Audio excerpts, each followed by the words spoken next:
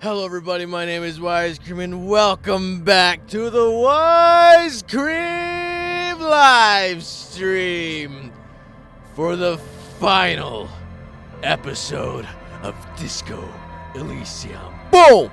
Alright, we're back. I hope you take one good last look at this main menu because this is going to be the last time I'm seeing it.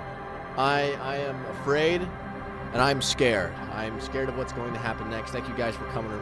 Thank you for having your notifications on. That's cool. And, man, just before we get into this, again, this game, I've been playing it on and off for over a year.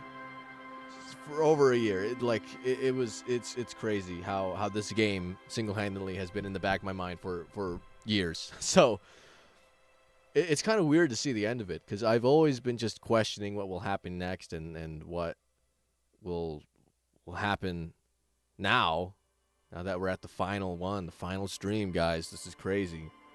And so thank you for joining me. Thank you if you're watching the far, far future. Whether you were there to witness it live, thank you for coming. This is the final episode of Disco Elysium. I'm scared. And again, as always, please tell me if the if the sound is all right. And I just realized that the last thing we have to do is boogie. Oh, we have to boogie into Elysium. Hey man, it's good to see you. After I should grab all the lives and put in one video. What? Yeah, I was gonna do like a compilation. I think that'd be a lot of fun because it was years. I've grown. I've grown. There's so many things I've started and ended. This is a moment of reflection for me. It's been over a year. Wow, this is nuts, man. It's nuts. Oh, look how swaggy I am. Damn, frig. You'd happily edit. No, that's all right. I'm gonna do it. Goodbye, officer. I know. I said that I'd get you to do it, but no. I had a question. What? I had a question about the hair. What hair? What are you talking about? Yeah, no. I'm gonna put on swaggy clothing first. You frick. Come on. I got 50 hours in Disco Elysium. You think I don't know a thing or two? Oh, ask him about his hair. Okay, sure. Let me just put on some swaggy clothing real quick. This is the Disco Elysium gameplay. I like how I already said. Oh, look. You got the superstar glasses. More swag. All right. Why does my snakeskin shoes give me less swag? What the hell? I need more swag. I am utterly dripless. I think that's all the swag I have, which is very unfortunate. Yeah, that's all the swag I have. Okay. All right, well. Oh, hey, man. It's good to see you. Hey, so I've been meaning to ask you, what's with the... If it's a freaking Rick and Morty reference, I'm going to piss myself. Hey, I've been meaning to ask you, what's with the hair? It's to express my individuality. Is it important for you to be an individual? Of course it is. Otherwise, I'd just be another poor guy with no education and no money. General issue, man. Now I'm all that, and I have radical spikes. Fair enough. Maybe it was a bad idea. Anyway. He looks at the molten toothbrush. Hold on. It's to express my individuality. That's idiotic. Yes, it is, man.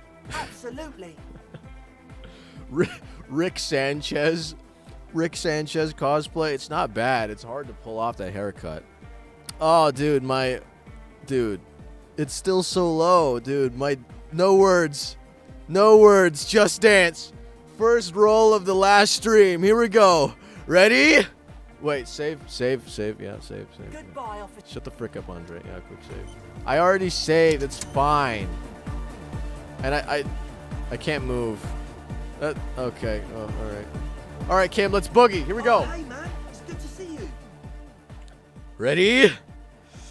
Silverfair! You close your eyes and dream of the shapes. That's okay. I was supposed to fail anyways. To bring this strange music into life. For now, such ferocity of motion is beyond you. But just imagine the moves you could pull to this futuristic beat. Thanks, limbic system. Puts a grin on your face just to think about it. Even a failed attempt gets the juices flowing. Oh, yeah. And repairs some of the damage done by battles lost. Oh, yeah. If you up the dose and truly dance, who knows what will happen? Dude. Salvation. Dude, should I put points in the swag just to do this? I have 2 points. I have 0 swag, bro. Damn. Dude, should I put more into swag? Goodbye, officer. Damn, just the thought. Wait, hold on. Did I get a bonus for that? Hey, man. It's good to see you. I got 2 swag, 3. It's still an 18, isn't it? That's 4, 5, 6, 7, 8. Still need to roll a 10 or higher. Yep. And then I'll need to roll a 9. Then it's still pretty low. All right, forget it. Whatever. Here we go. Oh, we gotta tell about gotta tell the dudes about the thing. I'll go do that right now, actually. So we gotta go tell them that the freaking place is. Hey.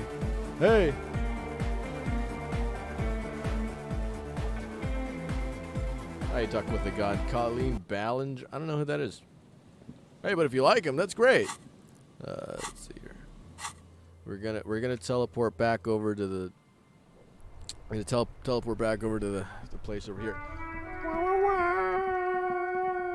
You know, I'm already imagining it. Like this song is gonna be in the credits. This song is gonna be in the credits. That they're gonna play the credits, and that song is gonna be it.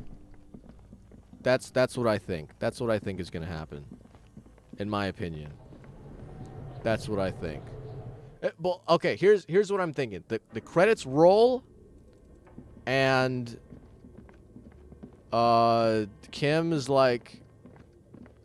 I hope Kim doesn't die. I hope Kim does not get shot and die. Oh, it's you again. Are you looking for a die? I found the actual source of this curse. You mean the curse that I'm spared of because I live outside its immediate reach? Well, it's a bit more complicated than I first thought it would be. I'm listening. Okay, so there's a 2mm hole in reality located in a church on the other side of the canal, and I think it may be related to the Pale. Now I think about it, sounds too preposterous to say out loud. Okay, here, just say it. Just say it. Excuse me? A 2mm hole in reality? This can't be true. You want to come over to our club? I'm afraid it is, man. Whoa. Sona Lukanen killed the former lead programmer of Fortress Accident, made the discovery. Dude, Kim actually thinks it's true, dude. Sona is involved in this? Yeah. She appears to take this in while the chatter from her headphone continues unabated. So it's even worse than I thought. It's not just the commercial area that's cursed, it's the entire world. Well, no, I wouldn't go to say as far that the entire world is doomed, because it kind of already is because of that Pale thing that's going on.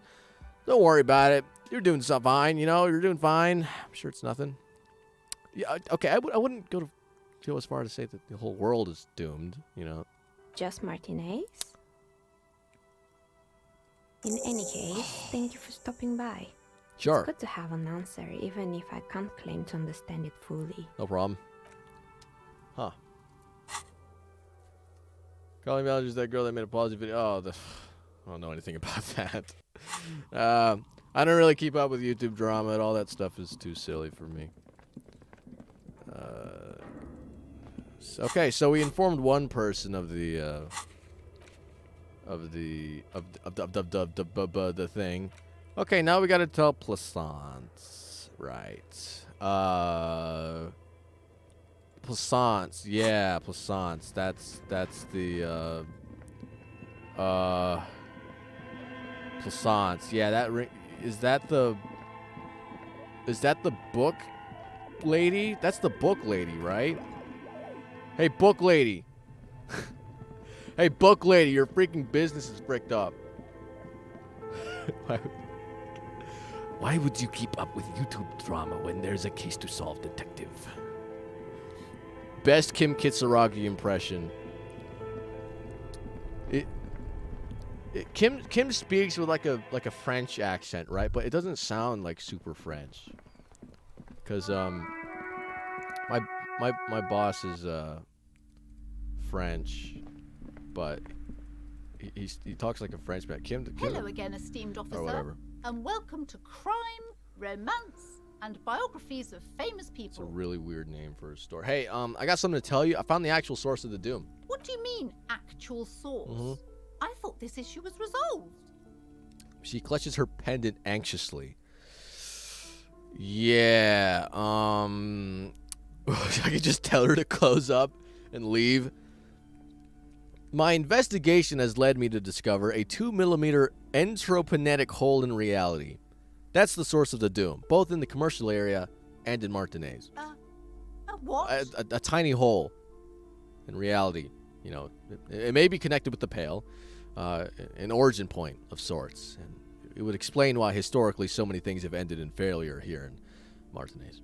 Ma'am, what he's saying is true. We found an anthroponetic anomaly in the small Pinewood church down the coast. I don't mean to be an alarmist, and more research is needed, but it's not looking good. But that's not in any of the ancient texts. How am I supposed to protect my bookstore from that? Why does Kim's neck look like brownish? Oh, that's a good question. I don't know. Maybe it's like some sort of shading technique. I don't know. I'm not an artist. You can't protect it. Not against Pale. Close up shop and try to get as far away from this thing as possible. You can protect it with hope, by refusing to give up. That's what people have done in the past, by building a church, a place of worship around this thing. You'll have to find your own answer. I spent too long on this quest as is. Let's get hopium, everybody! Oh, hopium. You're right, officer. Yeah. I can't just leave everything. After all this work, this little bookstore has become the corner store of our neighborhood. No, that's the whirling. I can't just jump the ship and leave. Yeah. Besides, didn't I have some Sailite hope catchers around here somewhere? I must find them. Everything will be all right if I can just find them. You got hopium farmers? Thank you for your help in any case. You're welcome back here anytime. Ooh, I can get a refund? This Dick Mullen book fell apart before I got to the end. Do you have another copy? Oh, I'm very sorry, sir. Some of these old paperbacks just don't have the durability. I would be happy to sell you another one, but unfortunately, it's the last copy we had in stock. How do you know that? You just had that on hand? You just remembered that? I bought this book like a day ago. No, 2 days ago. What the frick? Whatever, man. Okay. All right, go buy drugs? Okay, sure. Got it. Oh, right. So you're saying I got to stock up on my magnesium and Nosafed so I don't get shot and die? Okay, good idea. I remember talking... Now I'm roaming the streets with the memories. I remember that guy who's racist and the store. The store was one of the first places I went into, and I remember I remember being here. The last time I was in here was like the freaking start of the game, man. This is oh man. Gonna take it in for a bit. Hey, what's up, kid? Is this about the questions again? Because I don't really know anything. Yeah, can you tell me anything about this reality we're in? Reality? Yeah. You mean, what reality? Economic reality, or...? No, I mean like physical reality. I don't know. What about it? Yeah, where are we? We're in Frit? No, I mean like where are we, you know, on a larger scale? As mankind, or as a nation, or... You know, as mankind, yeah, humanity. In a good place. Good place. I mean, science is doing great, and this radio computer thing seems to be kind of big. I don't know. Okay, she shrugs and folds her magazine back. All right, cool. What hat are you wearing? Were you always wearing that hat? I don't remember that. Hey, look, it looks like Kim's on the paper. Oh, Kim is awfully close to me. So you did the math and you put all the streams unedited. And wait, you went back and then did the... What are you doing, man? Yesterday you almost burned on your... This is the good chat. This is good chat, everybody. And we got to talk to the Pale driver. Yeah, 43 hours. Yeah, that sounds about right. Yeah. That's cool. I spent almost 2 days in Disco Elysium. Can you believe that? I boogied into Elysium, and I'm making out with Kim right now. Kim, yeah, okay, here we go. What time is it? I don't know. Look at the clock. It's right behind you on the wall. Okay. The clock shows the time at 10:09. The hands seem to be still. It's apparent the clock doesn't work. I got a trivial, okay. Hey, so, What's the revolution? When ordinary people take over the government and demand democracy. Okay, what about the one we had here in Revachol? Yeah, it happened like 50 years ago or so. Sorry, I'm not very good at this. At history, I mean. Hey, what's pale? I think science still doesn't know. There's only speculation. Though, some of my friends from school have actually travelled through the Pale on their trip to Windy. They said it was like being high. She smiles widely, then catches herself. Not that they would know anything about being high, it's just an expression. The girl adjusts her hat. Okay. Reality? I don't know. What What about it? The coalition, what is that? Our government? Right, yeah, I knew Or do you mean something else? that. Sorry, I really need to finish this article. Yeah. Cool. Oh, nice, let's go. We got experience. Hey, Kim, how you doing, Kim? All right, give me all these drugs that make me not die from bullet The wounds. tear machine stands in the corner. No, that's the terror machine. Give me some of these meds. A small cabinet Okay, on here the we go. wall is filled with various medicine bottles, nasal sprays, and blister packs. They all bear the Saint Baptiste Pharmaceutics logo. Okay, we got magnesium, dropamine, and hypnogamma. All right, let's do some dropamine. Okay, here.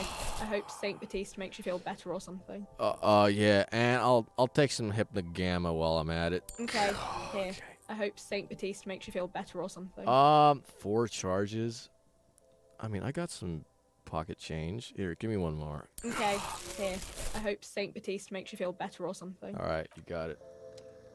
Let's pop one right now, just to be. Okay. You know, I'm gonna. Is this about? Wait, no. I'm gonna buy some more morale real quick. I'm gonna buy A some more small morale. cabinet on the wall is filled with various medicine bottles, nasal sprays, and blister packs. All right, yeah, we got Okay, it. here. All right, thanks. Okay, we're good. I'm so healthy. I'm taking all this dropamine. I'm invisible to bullets. Okay. All right, dude. I think that's it. I think we go. The pale oh frick. The who? The driver. The lorry driver? Pale driver? Are you talking about the cool guy? The cool guy. What's his name? Tommy? Dude. Can I climb this yet? Can I climb this? I want to climb this, like the thumbnail. The old king and his horse have been covered in posters with radical slogans like "No kings, no bosses," and "Again and once more after that." At the bottom of the posters, in smaller lettering, are details about meeting at a local coffee house. Hey, and could everyone tell me if the audio is all right, please? Looks like the students took your advice to damn. heart, detective. Damn. Oh, thanks, Kim. Who is this again? Pulling aside the poster, Sorry, hold not on. a good track record of mental health in that family. Okay, right. Encyclopedia. How do I climb it? Damn. I guess I can't climb it. Whatever, that's fine. How the hell are you supposed to climb that thing anyways? Look at that. It's like a freaking... Whatever. Pale driver. Hey, miss. You a driver? Lowman, you caught me at an opportune moment. This awful weather keeps me awake. You can entertain me with your questions. Right, I'm looking for Ruby, the lady driver. You know anything about her? Did you just call me a lady, Herife? No, I'm talking... If you want to know more about Ruby, this is a dead end. She's only heard the word lady and latched onto it. You can push on if you're interested in that, though. I got other The questions. woman sways her wrinkled shell back and forth, a strange grin across her face. Damn. Okay, guess that's it. Seem to what? Okay, I think that's it, guys. I think, bro, I'm nervous. Okay, guess we're gone. I'm gonna talk to my boy Tommy real quick. Your house has a furnace, which you heat up your house with, and you load it up with cardboard, wood, and a small piece of styrofoam. When it lit it up, I accidentally dropped it in the moving car. Oh, dude. It's kind of frick, man. That's gotta be careful. Suppose you got a whole furnace in your house, like a Like the one from the cartoons where they keep him in the basement and it's always like the scary thing that happens. Now it's turning into a kind of a snow limbo, man. What's on your mind? Nothing. Okay, I gotta dance. So you want me to put points in the swag? Is there anything that I should be putting points into before I go through the ending of the game? Because it's like I'm probably not gonna be able to get the swag that I need. Dude, this is so sad. I am utterly dripless, dude. Andre! Oh, hey, man. It's good to see you. Dude, I am utterly dripless. Okay, hold on. Maybe the game will do that thing where it pities me. All right, here we go. Ready? Ah, swag! All right, Andre. Oh, hey, man. Yeah. Good to see you. I got a 28% chance of swagging. Let's go! Ready? Ready? Summerfell! You close your eyes and dream of the shapes your body should form to bring this strange music into life. For now, such ferocity of emotion is beyond you. But just imagine the moves you could pull to this futuristic beat. Puts a grin on your face just to think about it. Even a failed attempt gets the juices flowing and repairs some of the damage done by battles lost. If you up the dose and truly dance, who knows what will happen? Salvation. So, dude, come on. I need swag. Why am I so dripless? Bye, officer. Why am I so dripless? Like, actually. Do you think this is worth saves? Should I take drugs? Are there drugs that I can take to increase my swag? Dude. Frick, man. Come on. Oh, dude. No, I'm not gonna save scum. I'm on that high honor crap. Okay, that's my last freaking skill point, man. That's my last one. That's my last one, man. Look at my swag. Wait, why doesn't it say? Why doesn't it say swag? Where's my swag? Wait, is something subtracting my swag? And then so it's 0? Wait. No. No, bro, I had swag. I had utterly swagless pants. Are you kidding me? Dude. Oh my gosh, dude, that is so freaking I am utterly dripless. I deserve that because I'm so dumb. I can't believe I went to the club with swagless pants. Are you kidding me? Dude, oh, that's so bad. I can't believe that. I can't believe that, dude. Oh, frick. Okay, I got no pants on. It's time to dance. Pantsless dance. Oh, hey, man. It's good to see you. Okay, no, frick it. Frick it, we're doing it. If you say I gotta dance, I gotta dance. Yeah! I got no pants on. Goodbye, officer. I got no pants on, and it's time to dance. It's time to dance. Ready? Summerfair! You close your eyes and vacate your skull, leaving your brain to wonder, where did that little fluttering light go? Total darkness. You sink down the darkest fathoms of your own personal deep, vertebrate by vertebrate, through the unformed skulls of your mind. Here it will begin. Where'd the church go? Where'd the music go? Oh, don't worry. The music's still there. It's you who is gone. What? No, really, why can't I hear anything? This is a pivotal moment. Try not to piss yourself. Because I don't have any pants on? Nothing. Just the immaculate silence of your spinal fluid. Electrified. Where'd the church go? Who fucking cares? I hate waking life. I hate this world. I hate and fear everything. All I wanted to do is dance. Just let me dance. Who freaking cares? Good! No, not good. Or scares me. What was that about unformed skulls? I'm gonna let you in on a little secret. Every vertebrae in your spine is an unformed skull ready to pop up and replace the old one. Like shark teeth. The one you're currently in has a little brain forming in it, waiting for its turn to rule the world. My spinal cord? Who are you? I am the spinal cord. What do you want? From what I can see, it's about to bust a move. Ready? I'm ready to bust a move! Foolhardy, do you even know what's happening on the surface? Maybe 1,000 years have passed. Or maybe you started spazzing out like 2 seconds ago. With your eyes still closed, the first thing you feel, all the way back in the pivoting darkness of your own torso, is warmth. You have become a triumph of rhythmoplastics, somewhere in a smelly wooden church on the coast of Revachol. The wounds from the war you waged on your body are healing, twist by twist, turn by turn.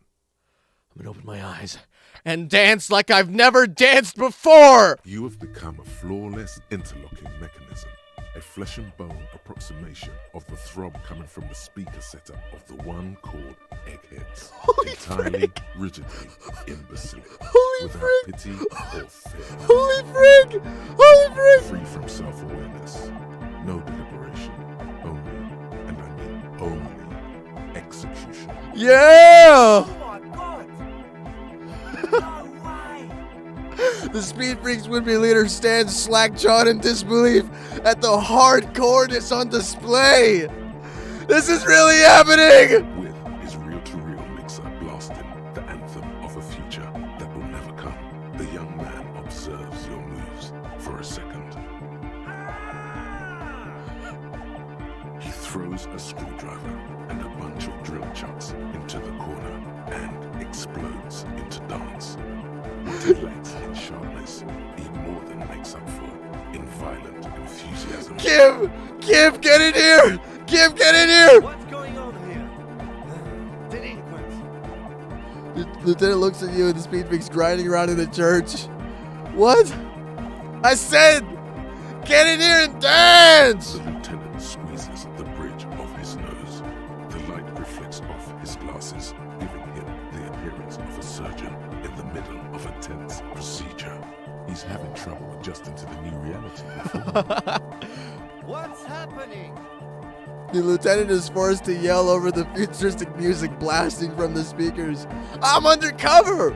I'm not doing anything! The music made up its time a long time ago, and I'm just implementing! Help, Kim! I think I'm turning into some kind of hyperstar! I'm sorry, I know this looks crazy, but it feels too good to stop! Yo, Kim! Kim! Help, Kim! For you. Rock on, man. Hey, wait, no, Kim, come on. Kim, I called you to dance. What? Yes! That's it. Ready? Don't let the lieutenant leave without getting this hardcore on. Ready? Authority! Who's the one in charge? You are. Lieutenant, I am only going to pull rank on you one time, and that time is now. Are you kidding me? I assure you I am not. Now get your groove on. It's all a joke to you, isn't it? Chain of command is a joke. Future days is a joke. Well, no more. Cut a rug, Lieutenant. Get to what? I said cut a goddamn rug, Lieutenant. Boogie woogie. Sheesh, okay. He backs up with his hands raised in the air, observing the crisscross of your feet. Okay, you psychopath. I see what you're doing there. It's jacked up footwear. Plus is that Ubi folk? You're overthinking it, bro. Nah, it's not Ubi folk. It's hardcore. It's hardcore. You talk big, Lieutenant. Let's see some moves. Yeah? I did 15 years in the juvenile crime unit. I can do age inappropriate. Oh, yeah. Now, check this shit out. Oh! The lieutenant Oh! Oh, frick! Oh, frick! Intensity, it's reasonable to fear. He'll kick a hole right through it, causing the floor to crack and the pillars to collapse, bringing the church roof down on all of you. Oh, frick! Oh, frick! Oh, he's getting dirty with it! You see that? Oh! Oh! It doesn't look like he'd give a shit either. What are you doing? Dance! The young man immediately bounces up and down, then assumes the same dance pattern, embellishing it with some sort of waving motion. Oh! The authority of the law is clearly unquestionable. What are you doing? Bro! The young woman lifts her headphones up slightly and raises her chin. Turn up the music. Looking at you expectantly. Woo! Aren't you going to dance? Ain't you gonna dance? Recording. The lead programmer throws the other young woman a knowing glance before turning her attention back to her own work. Is there anything more I can do? I want to break the limit! The dynamic motion of your flailing body is bordering on the extreme. You're going off the charts. You feel as if turning on the hyperdrive would be a point of no return. Feels almost minimal. Are you sure you have the entire pussy on for this? Together! Where are you? Here we go again. Hardcore filthy air.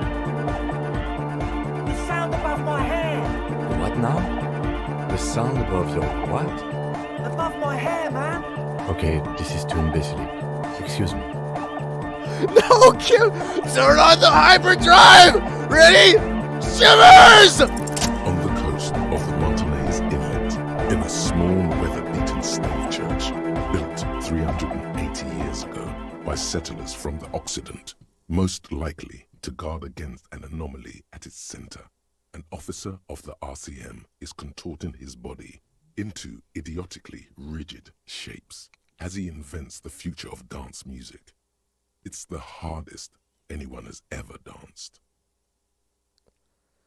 What is this strange feeling I keep having? This cold.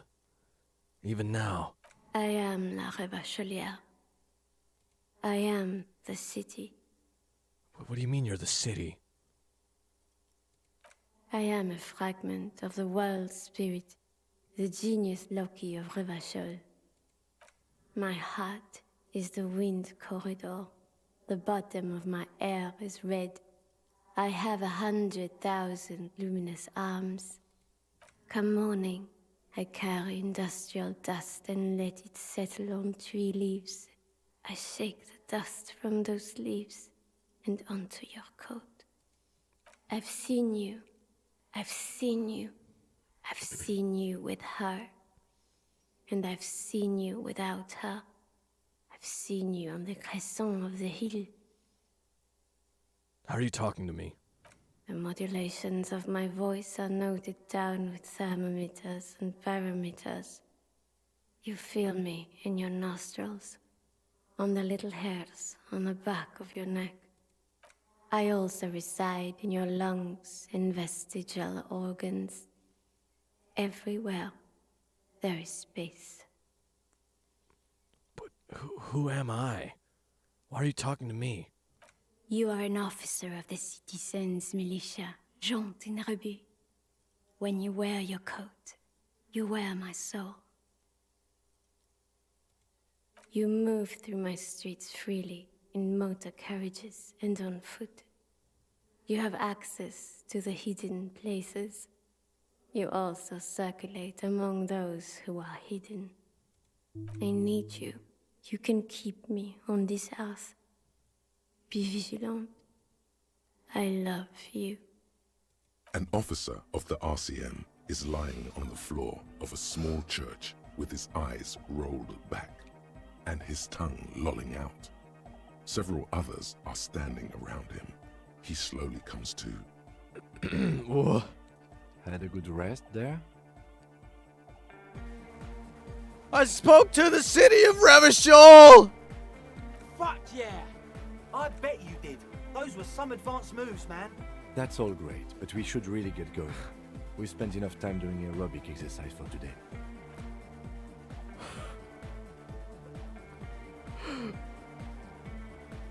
You might be imagining it, but it feels like Egghead turned the volume down. Such is his respect.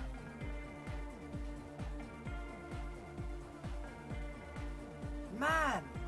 Now, man! Now... The would-be leader stutters with excitement. Now imagine if we could do that, right? But with like 1,000 people. End of human development. Mission complete. Yes. Right, ecstatic. All right.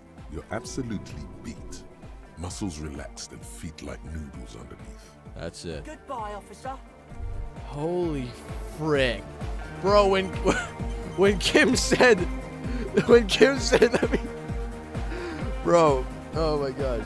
If that didn't sink sides with Noid, you already know, my boy, you were there. With wonder in his sharp eyes. Between you and me, I don't know if you've noticed this about me. I'm a little suspicious of authority. But you really came through for the hardcore underground.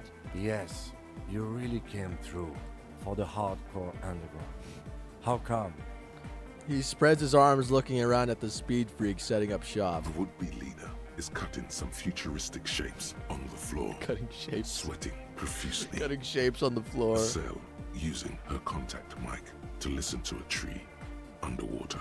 The one with the large head is blasting the dance track on repeat, while the stained glass window behind him is rattling from the bass. These kids got spunk. I admire that. Better here than in that tent. Wasn't safe. I'm genuinely into the hardcore lifestyle. You wouldn't understand.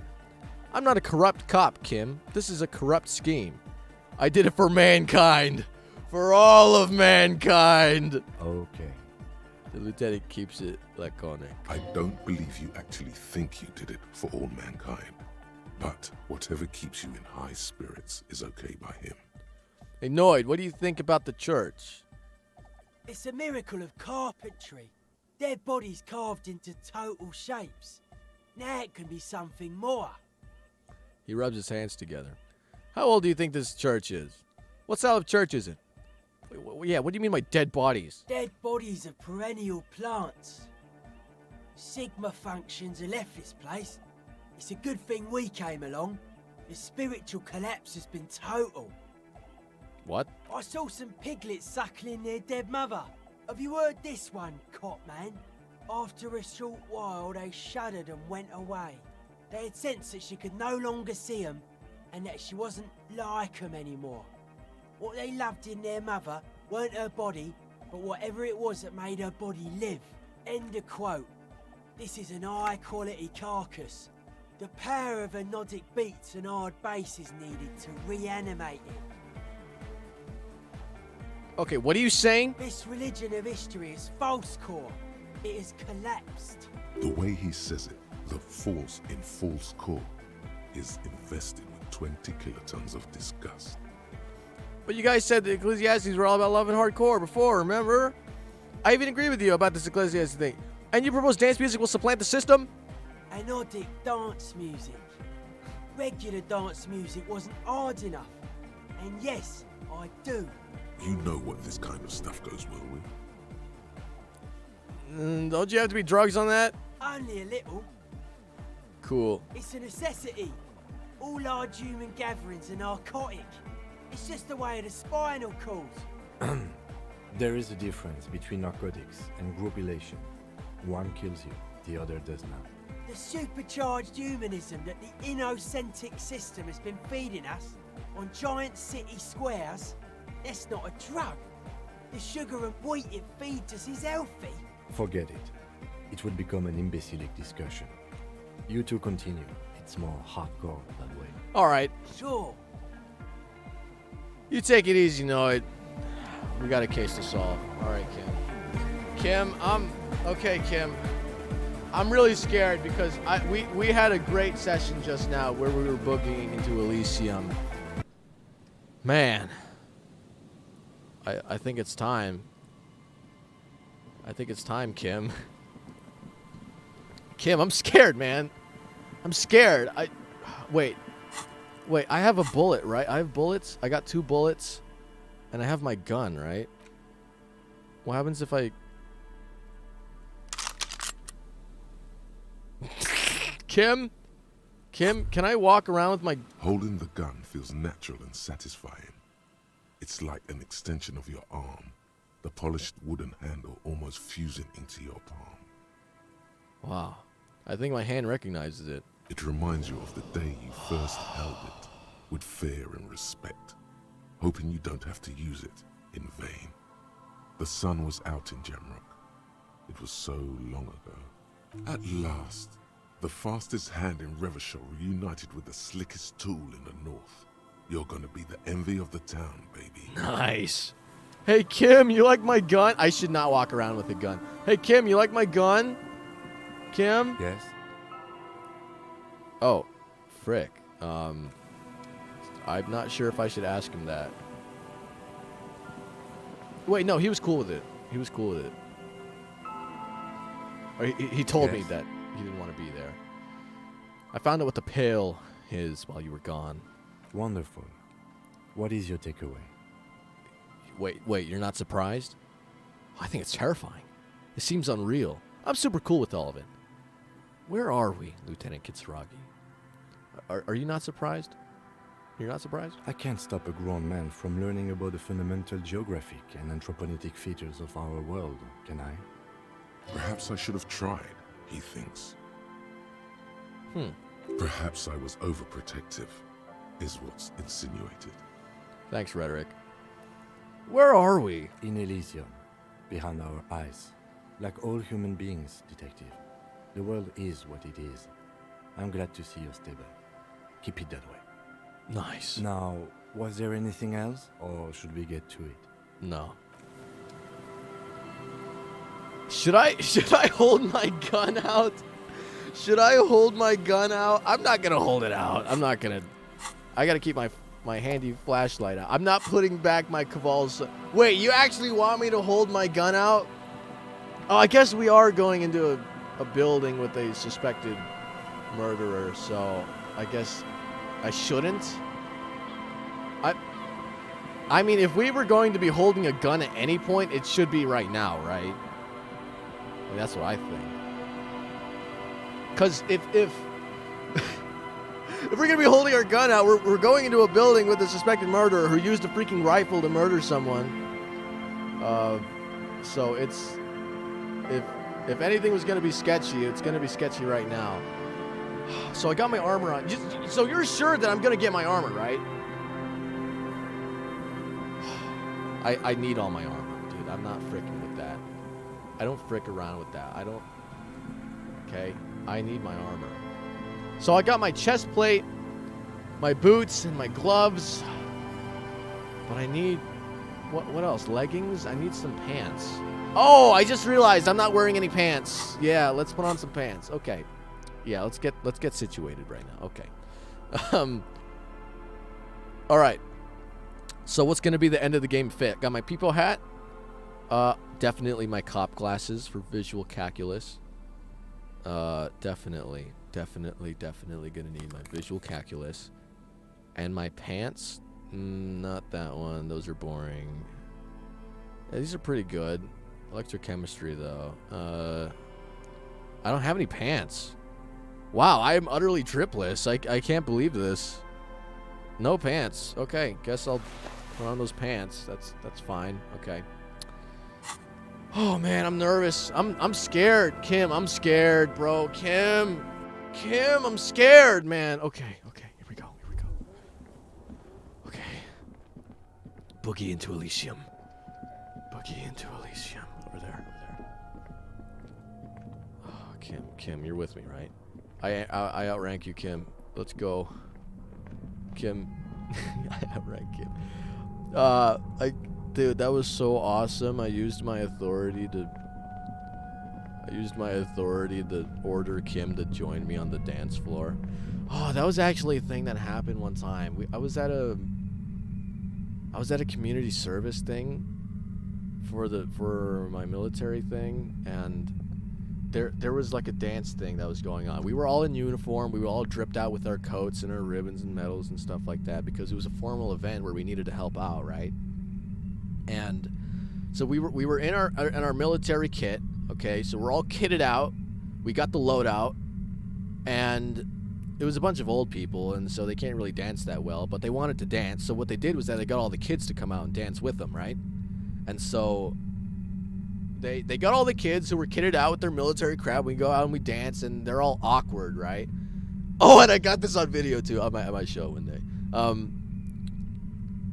day. So we're all going onto the dance floor, and we start boogieing. Everyone's being freaking weird, right? But I was the cameraman for that evening, so it was this camera that I was using actually, which is pretty cool. So I take a an old lady sees that I'm holding my camera while I'm boogieing, which is kind of weird, and so she offers to hold it and record us boogieing. Okay, and so I give her the camera, right?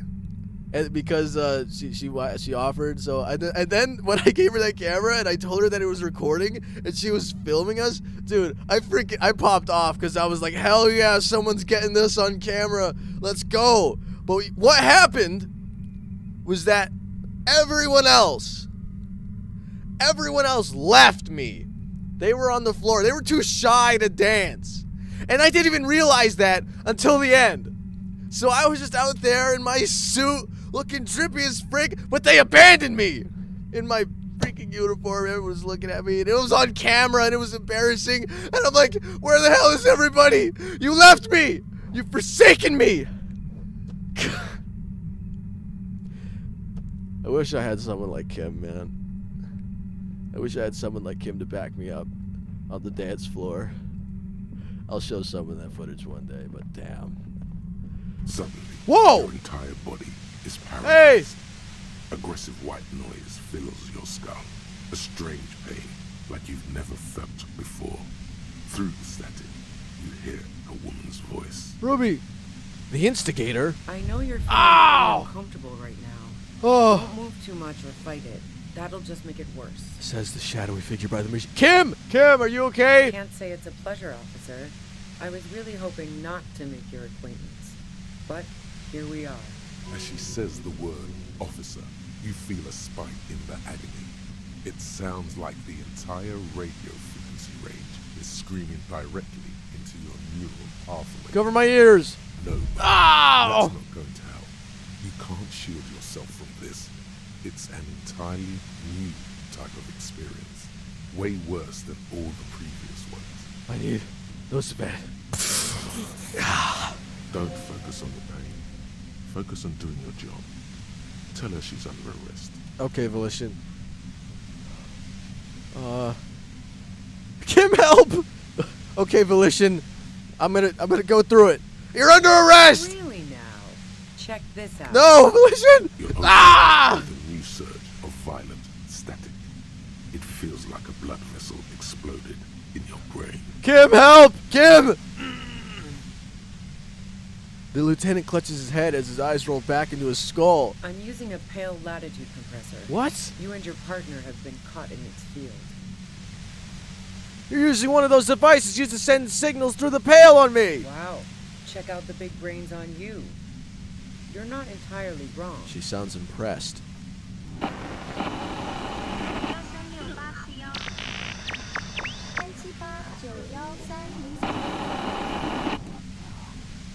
You should probably check on Kim. It doesn't sound like he's doing all too well. A challenging success. Kim? Right behind you, officer. Eyes closed, the lieutenant is doubled over. He's still alive and breathing. Yeah, that almost killed me! Kim! A pale latitude compressor is used to sort of make the pale more manageable. With a lot of these, you can force a radio signal grid on the pale, literally crunch the distance across it. Signals are relayed across a series of repeater stations fixed to buoys. Not a fun job manning those stations. All alone out there in the pale, people lose their minds in just a few years. So, what we are experiencing is a concentration of radio waves. He gestures towards something with great effort. Precisely. This is an industrial strength paraboloid. It's meant for forcing dimensions on something that doesn't have them. Needless to say, the frequencies used are out of this world.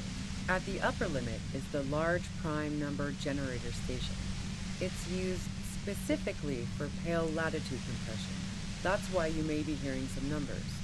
But you might also hear, or think you're hearing, local radio chatter. She likes telling you about the machine. Keep her talking. Look for an opportunity to break loose. Thanks, Rhetoric. Okay, how did you get your hands on this thing? I built it myself. Whoa, okay, cool. She nods toward her torture device. And she's proud of it too. Challenging success. As she ought to be. This is way beyond your abilities. That's illegal. I'm guessing it's patented. But we are beyond that, aren't we? Oh yeah. Way beyond. She studies her death ray and the law officials trapped in it. Have you experienced it yourself? Yeah, I stuck my head in there before using it on you. It seemed like the ethical thing to do.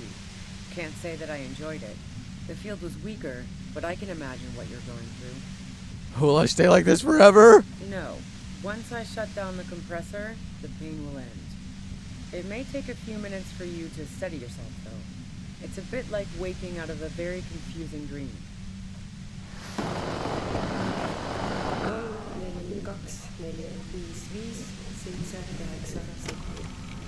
Oh! What the? What the? What? Ah! Ah! What? Ah! Ah! Oh! Hardcore! This is too hardcore, man! Too hardcore! This is too hardcore! Yako Kata! Yako Kata! Hey, this is all great and all, but can we talk about the guy who was killed? Yeah, let's not talk about that shit. You were hunting me and fell into my trap instead. That's all there is to say about it. So she thinks of you as hunters, not cops, and of herself merely as prey. Thanks, Rhetoric. I'm gonna take another shot at nose vet. Zero mean rules. Hey, could you just turn it down a little bit so I can ask you something? If you've got something really important to say, you can do it through the white noise.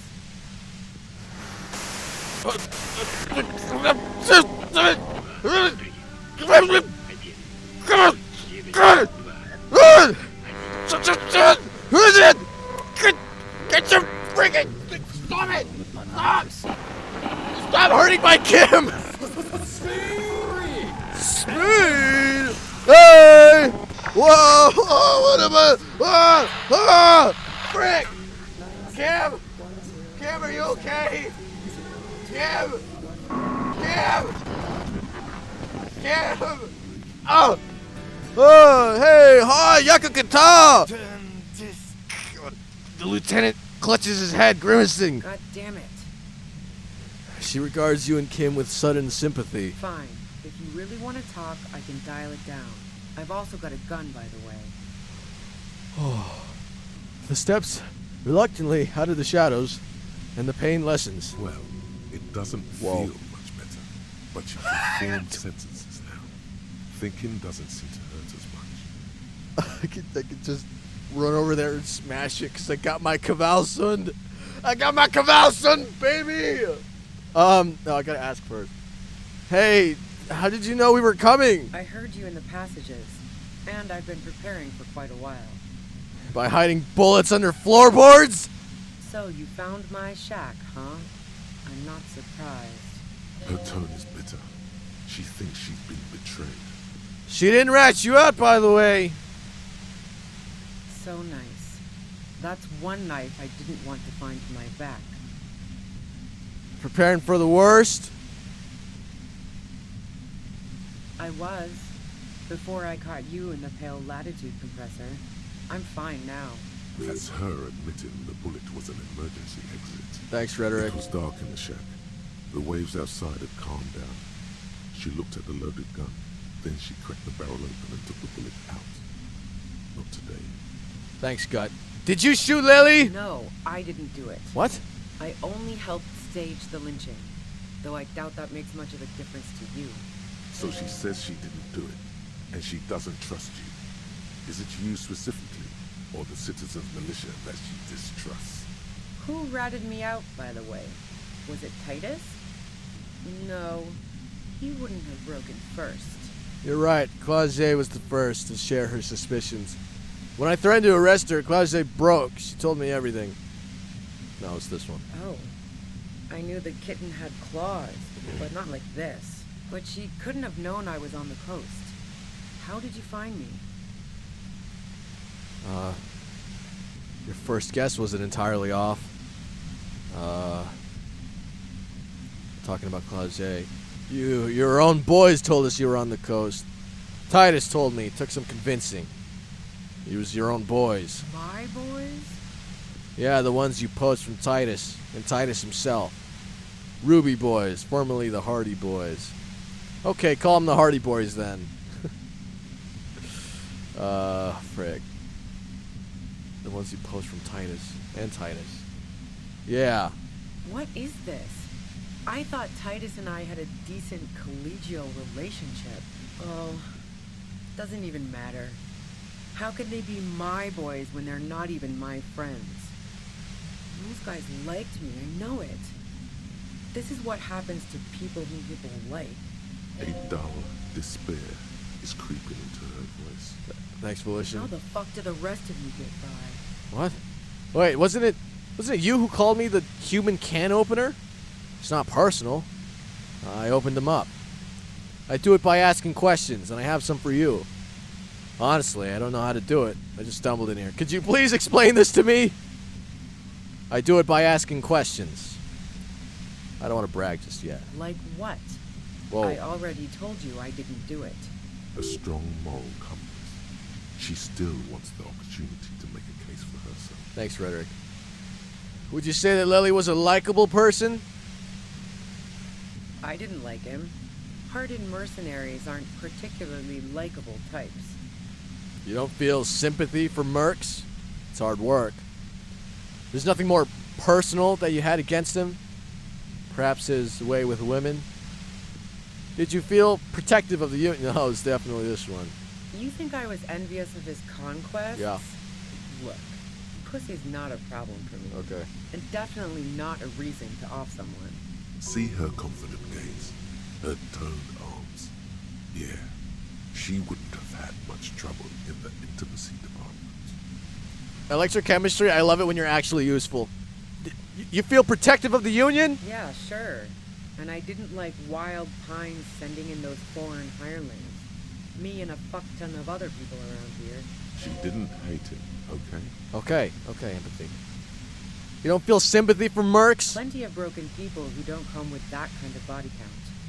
Besides, they're paid well for what they do. I got other questions. I'm listening. You have an alibi? Man, I was with the boys the whole night. I hope they at least bothered to impress that upon you. There were 10 minutes they couldn't account for. They did say you left to take a really long leak, like 15 minutes. There was half an hour missing. You went out. No, it was really short. There was 10 minutes they couldn't account for. No, wait. They did say something about a piss. Yeah. They did say you left to take a really long leak. Or was it this one? I want to get this right. No, she's probably going to correct me. Yeah, you went to take a piss, didn't you? Yeah, and I'm sure they also made some funny remarks about it. They always do. I've driven a lot of long haul and chugged a lot of beer, man. Can't do either without some power of mind over bladder. And anyway, that wouldn't have been enough time. Okay, no one takes a 15-minute piss. Our investigation has shown that 15 minutes was just enough time to commit the murder. This is the two types of detective behavior right now. No one takes a 15-minute long piss, or our investigations show that more. Hold on. No one takes a 15-minute long piss. Look, fuck you, man. I might also have stopped by the bar. Our investigation has shown that 15 minutes was just enough time to commit a murder. Wow. Now I'm curious. Please, You play You play pinball? Look, there's a secret way from the first floor of the world. We gotta look cool. We gotta look cool in front of her. You play pinball much? No. Not since I was 14 and hanging out in the only diner in Dardun. Haven't been into low-risk, no-reward games since moving to the city. You like gambling? Why? There are some mysterious pinball machines in some pretty mysterious rooms. That's going too far. Never mind the pinball, then. No, wait, we gotta go all or nothing with the pinball. Bro, the pinball! There's a secret way from the whirling bar to the roof. No, we're going all the way to the pinball. Pinball. Yeah, and probably some ghosts from the time of the suzerain. I got experience, though. I'm not really interested in supernatural mysteries. Wait. Ah! What kind of mysteries interest you, then? What about elevators? You like elevators? Okay, let's do this one first. Not murder mysteries either, if that's what you're thinking. She looks you in the eye impassively, making it clear that she's not planning to comment on the matter any further. You like elevators? What the fuck do elevators have to do? Do you or do you not like elevators? Not particularly. Not even quaint old rickety ones? I'm not really into old shit for old shit's sake. God damn it! Oh, frick. Oh, frick. Oh, look, there's a secret way from the ground floor to the Whirlingham's roof, okay? Don't know it, but also, the shot couldn't have come from the roof. Or we would have all heard it downstairs. We talked about that. Someone mentioned that. Was it my gut? No one even mentioned the freaking hearing the gunshot. She has a point there. No one mentioned. The pain stops him from finishing the sentence. That didn't go super well. You've got to lay something better on her. Oh, frick. You have a gun. You got a gun. She doesn't look like it has a rifle, though. You need a rifle to make that kind of shot. You like Claget a lot. Do you like to hang out on rooftops? Did you leave any flowers? You got a gun. And?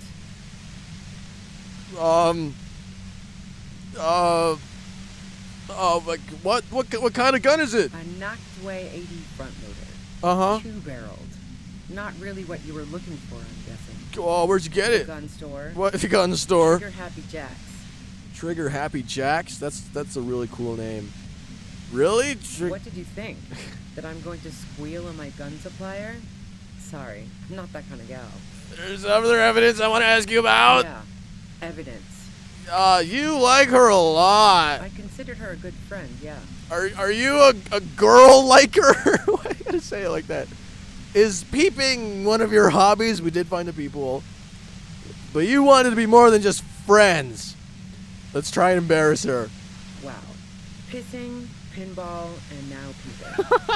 I'm just not following your insinuations, detective. There's a hole in the wall, and you can see in the Claget's room. I wouldn't blame you if you. It's just the hole in Claget's wall is pretty suspicious. Look, I'm not aware of any hole in Claget's wall. Well, yeah, are you just denying this? I would have told her to get it sealed. That's what friends do. Yeah. So you haven't been watching Claget through a hole in a wall? Nope. Look, she has an effect on people. That je ne sais quoi that makes it impossible not to look at her when she walks into the room, and very difficult to look away. But travel enough and you realize, for the same reason that she's everyone's type as an object of desire, she's not irreplaceable. Are you a serial girl kisser? Are you a girl liker? What the hell, man? Yeah, why not? I've gotten worse. Yeah, but you wanted to be more than just friends. Oh, so that's where you were going with this. She said you wanted to run away with her? That's a very sentimental way of putting it. We both had pasts we didn't want to catch up with us, and we enjoyed listening to music together. Why not go on a road trip? The lieutenant watches her expectantly, occasionally shaking from the pain. Okay, fine. I was into her. Clausy was into me too for a time, I know it. We even fooled around once. And yeah, after that I thought maybe we could make a go of it. Hold on, Clausy only likes truly buff men! Okay, I gotta stop. Well, then what happened? She rejected me with some wishy-washy bullshit. about how she was confused because she felt so close to me and valued my friendship so much, and how guilty she felt for leaving me on. I knew that wasn't the whole story, but thought, fine, I'll take it and move on. No ill will there. It wasn't a problem for her. Thanks, empathy. How is empathy detected? She's telling the truth then. Claude said you got very angry when she started seeing Lele, threatened her. Yeah, one time when we'd both been drinking, I said some heated things about how dangerous her patterns with men were. I was a little worried she'd blow it out of proportion in her head. All the drugs she was doing can make you feel like you're living in a DeLorean tragedy. And despite everything, you helped her by staging the lynching? Yeah, the girl seemed terrified. The merc was beyond caring what happened to his mortal coil. It was a no-brainer. There are other things. Go ahead. It's your body. Kim, just hold on. He thinks. But keep on. This must be... Let's go, Kim. Let's go, Kim. Hey, you like hanging out on rooftops or what? Who doesn't? Oh, you probably mean Claudia's rooftop. Sure, I've hung out there. She's got this great antenna. Is that the only reason you hung out on the roof? What's so great about her antenna? So you're sure you didn't shoot the merc from the roof? Come on, is that the only reason? The view's pretty bomb, too. But you might say the antenna was the main attraction there, yeah. Along with Claudia. What's so great about an antenna? It's very powerful. I used it to tune into RCM frequencies. What the That's how I knew to be prepared for your arrival. Are you kidding me?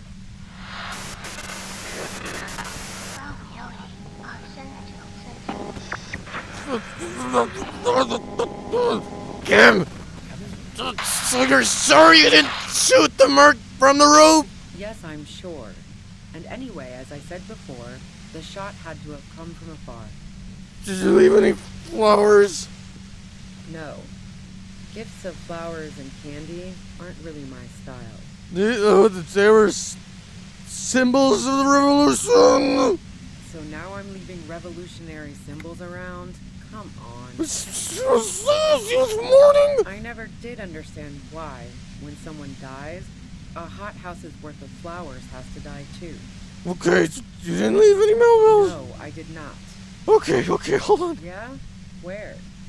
More questions before doing anything. Okay. So who killed the merc? How should I know? As I keep saying, he already had a bullet in his head when I got to him, and there hasn't been any useful gossip over the radio. Police radio? You've been following the case? Who hasn't? You know, I can still see him there, in Claus's room, lying on his side. He was still warm, but the bluish light coming through the broken window made him look as though he'd been dead for a good long while. What happened Sunday night? Tell me your version. She eyes you warily, as though gauging your sincerity. She's refusing to adopt the demeanor of a cornered animal, a leader with no one to lead. She still wants to retain some control of the situation. It's okay. We just want to... He struggles to finish the sentence. All right, don't kill yourself over it. I was shooting the shit with Hardy and the boys over a few beers, like always.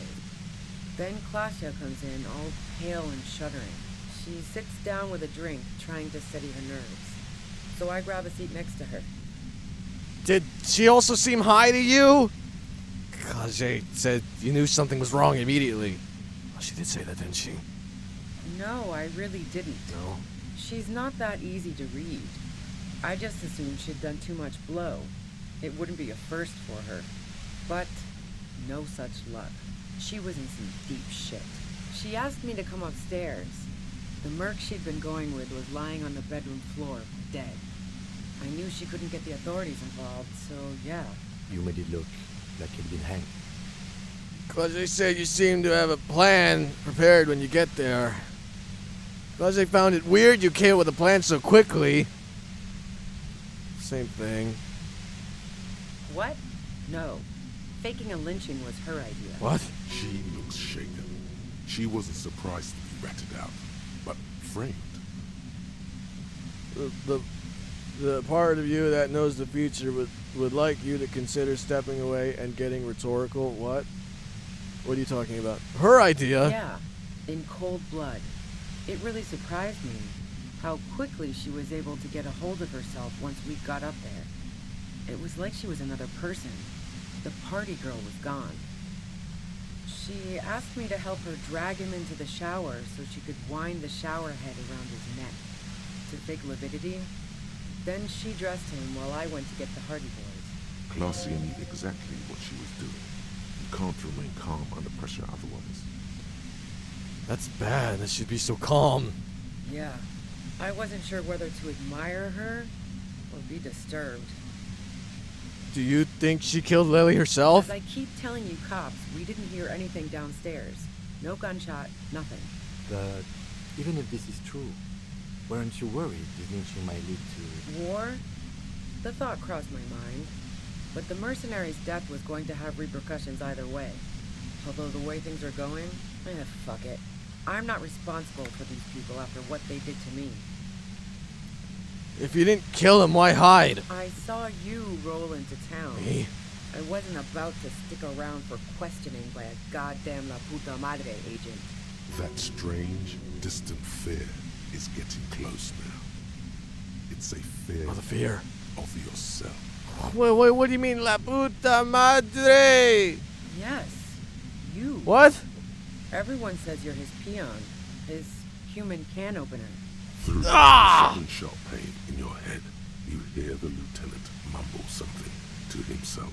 It's especially bad suddenly. Felt like a vein exploded. Kim? Who's everyone? How'd you know this?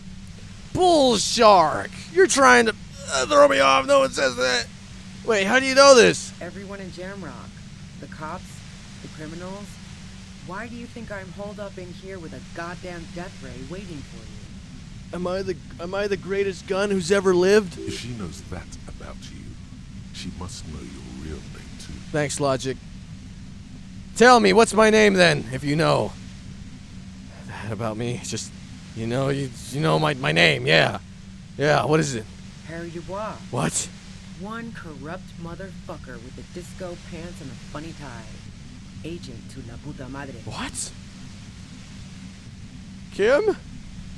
Kim? Did someone mention a fucked up tie? I call bullshit!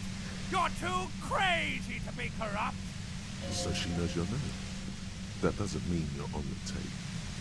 Criminals make up bogeyman stories about cops all the time. Thanks for listening. I don't know. Sounds pretty convincing to me. Yeah, me too. Frick yeah, I'm La Puta Madre agent. You better let me go. I'm no one's agent. I don't even know who that is. Yeah. Right. Sure. You don't know. I'm sure I'm supposed to know, but I lost my memory. Could you tell me about it? I'm sure La Puta Madre himself will explain it all to you soon enough. What did you do to this Madre anyway? You know what I did. I fucked him over. What? And now I have Harry Can Opener in my lair. Fucking Titus. What? I thought we had an agreement, she thinks. This was not supposed to happen. She's not going to change her mind that easily. She still perceives you as a threat. Thanks, suggestion. Wait, one thing. Possibly small, but she said you rolled into town. Was that you singular or plural? She might know something. She might know something. Thanks, Rhetoric. When I came into town, was there anyone with me? Yeah, you had your death squad with you. What? What happened to them anyway? I had a death squad? I pulled up with the death... Wait, what? Me and the boys pulled up? What? Who was in this squad? Well, it wasn't this scrawny dude. You had 2 guys and a lady. The guys looked pretty buff. Lady wasn't bad either. What else can you tell me? One of the guys seemed chipper, a blonde. The other had a brooding something or other about him. And the woman was the only one in uniform. All were carrying. What? That sound about right? No idea who these people are. Literally. Thanks, Logic. I don't know. Satellite Officer Vicmair looks out of the window grimly, then puts his coffee down and turns to Patrol Officer Miller. We could either take a room here in the Whirling or go home for today. Was it those two guys in the Was it those two cops like from a while ago? Let's go home, Jean. Nothing's going to happen today, she responds quietly. Jean takes his blunt wig off. Call Heidelstein. He can give us a ride. Thanks, Esprit de Corps. I think I know them. They're in Martinez. Yeah, that's right. I was just testing you. They're right outside with guns. No, that does not ring any bells. I think I know them. Lock, set.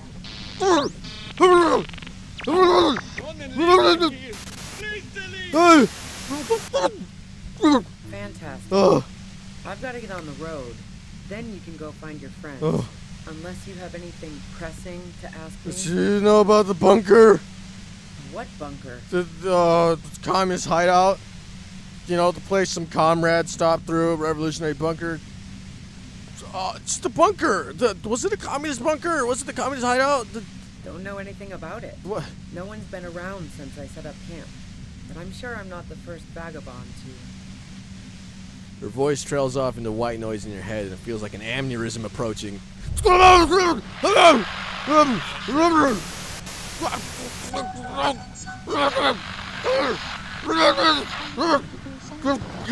Dormy!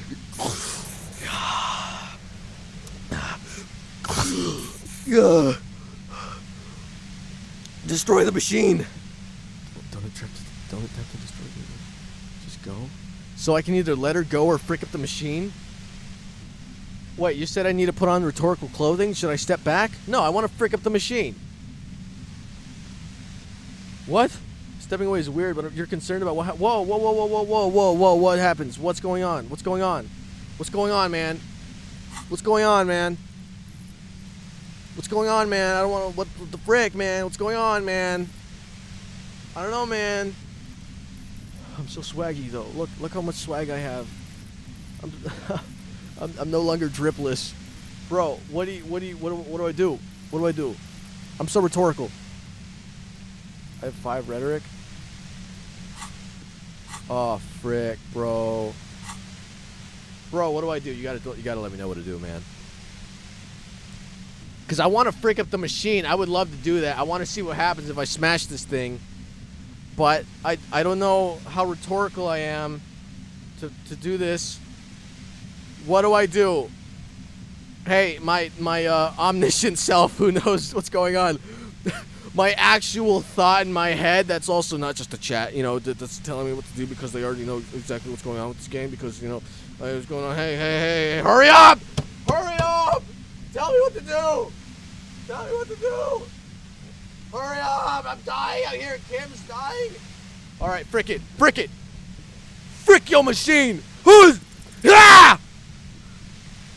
Cam, watch this.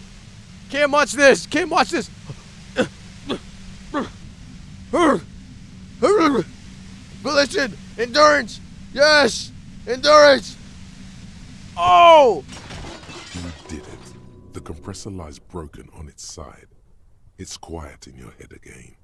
It still hurts like hell, but... You see the fireworks, Kim? Kim, are you okay? All good, officer. Be careful. She looks at the machine, assessing the damage. Her hand trembles. Oh, fuck it. Whoa!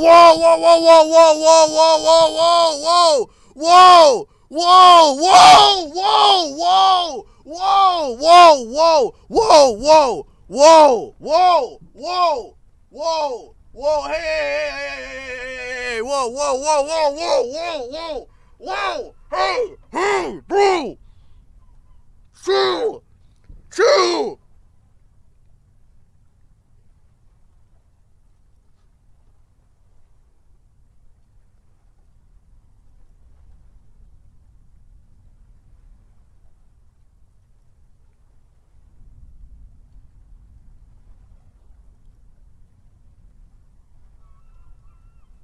Can I ask her what she's doing? Can I ask? Or is she just gonna do it?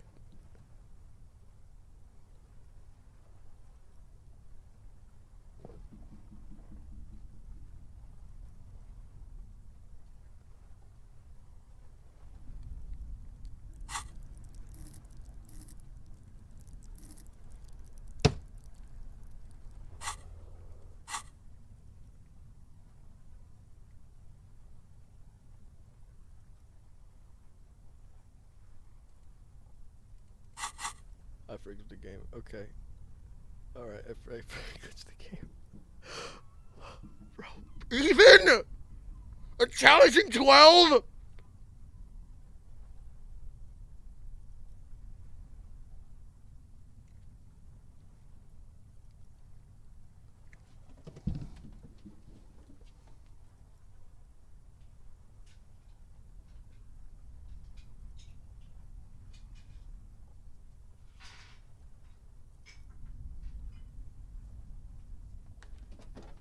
All right, everybody. All right, here we go. So, look. Here we're gonna simulate this. Okay. I got a 5 on rhetoric. Here's the legendary dice of time and space. This is the space dice of time and space, right? This is space dice of time and space, and this is the ultimate die of gambling, which gives me a blessing. So I'm gonna use this to see what happens. All right, everybody. Here we go. Legendary space dice of time and space, and the dice of gambling, and I rolled a 5, and I would have died. Okay. All right, here we go. God damn it! Oh! Frick! It's just... God, I don't want her to freaking shoot herself. She obviously didn't do this. Why are you doing this?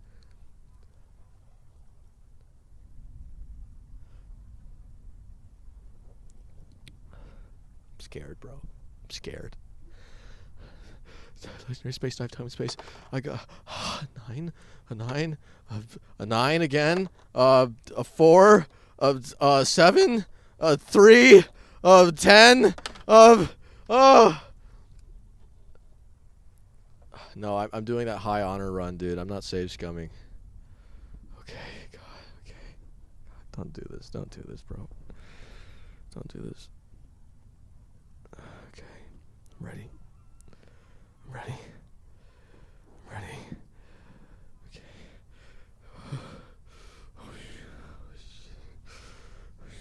Okay.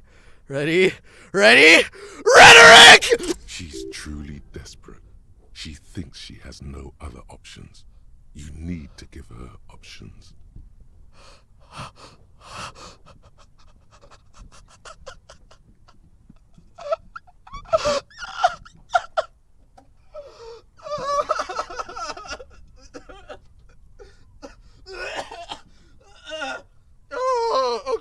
Okay, hey.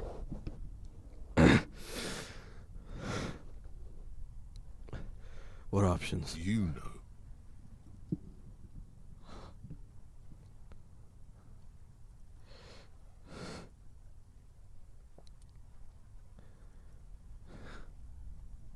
Please. Please, just walk away. Just walk away. She stares at you, frozen, the gun still in her mouth, eyes filled with dark intensity. Then something shifts in her. Gratitude, doubt. She's still ready to go. You don't have to do this. You're not cornered. I'm letting you go. Day of miracles. I'll take it. She says, pulling the gun out of her mouth, eyes still fixed on you. Then she turns her gaze to the tunnel behind you. She runs past you, then past the lieutenant, and disappears into the darkness of the tunnel. Good call. You sure? Yeah, I'm sure. I would have done the same had I not been incapacitated. He couldn't take it like you. It irks him. Then he gets over it. I think she didn't do it. Yeah, I don't think she did. I think she didn't do it. Her tent. We should check it out. Yeah.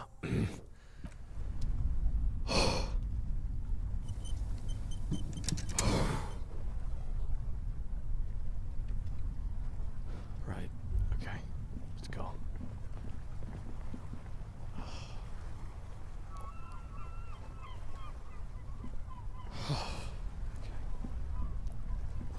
Cooking utensils. She's prepared herself porridge with bananas. That's the first thing I say after this. Ooh. Dramamine, thanks. I'll pop one right now. Okay. What is that? Dark water trails into the distance, and there's no way out. I'm on that high honor run. No saves coming. God. $8, thanks. Pay me back for all that freaking Dramamine. The plain red tent stands by dispassionately.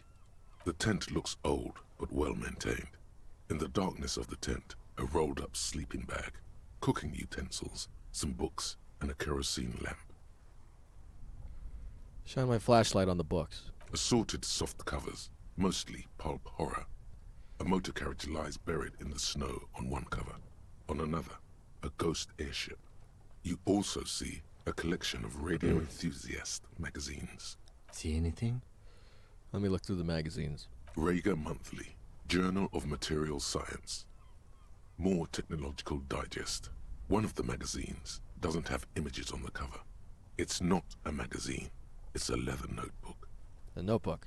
You pocket the worn brown leather journal. A trusted friend left behind. We should read this immediately. Like, right now. You're right, Kim. Let's read it immediately, like right now. Oh, okay. Ruby's journal. A well-loved journal with a brown leather cover and brand name Schneller embossed on the back. It seems to have served as a loyal friend to a lonely traveler. A thick journal. The cover is worn like someone used to carry it around in their back pocket. Examine the cover. It's made of full-grain leather. The lower left corner of the back cover sports an embossed brand name, Schneller. God, I'm still freaking freaked up about that. Okay. Yeah. This was important to her when it was still hers. It's mine now. The journal falls open. About 2/3 of its ruled pages have been filled. Look at the handwriting. The large cursive of someone who writes quickly and confidently.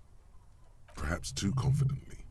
Many phrases and even paragraphs have been crossed out, with tiny corrections scrawled above and in the margins.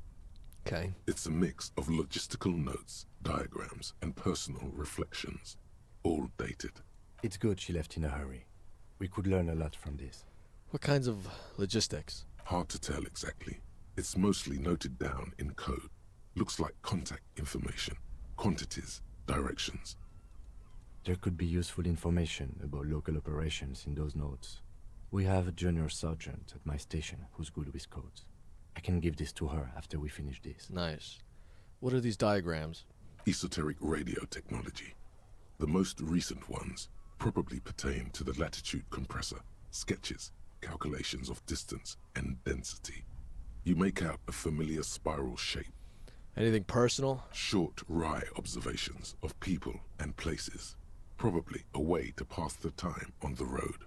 Also, what appears to be attempts to sort through some difficult decisions. There are a few passages with many questions in them. Staff issues. Always tough on the leadership.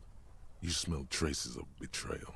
How far do these go? The first entry is from August 2nd of last year. It reads simply, I know my position is precarious. All I can do is make myself as useful as I can while looking for a way out. Remember, no one is indispensable. Did she write the day Lily died? Nothing on March 4th. March 5th, though, well, that's bound to come back and bite me in the ass. I'm bad at this. Loyal to a fault. But that's another matter entirely. You have no idea what she means. These are personal notes. Don't expect to understand all of it. That makes sense. What about me? That name isn't mentioned as far as you can tell. Small wonder. Would you talk about La Puta Madre in your journal? You do see an M, though. La Puta Madre. M is mentioned on March 9th and March 15th. Read the entry from March 9th. Great. M's peon is coming to town, no doubt to investigate the lynching. But also, I feel it in my gut to finally put a bullet in my head while I'm napping in my lorry or on a smoke break. Well, I won't stick around just to twist my own neck by constantly looking over my shoulder. She was afraid of me. Then again, Isn't that what I've been doing ever since I got the call? Were you supposed to find her, even apart from the investigation then? On M's request? No, you wouldn't do something like this. This must be a mistake. You didn't follow through. You should have shot her in the head.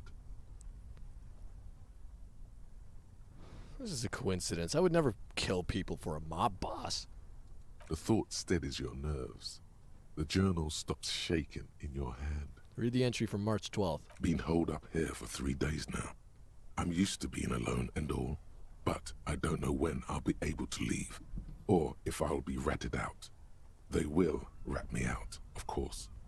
I've made it a point to believe in the best in people, the boys, for example.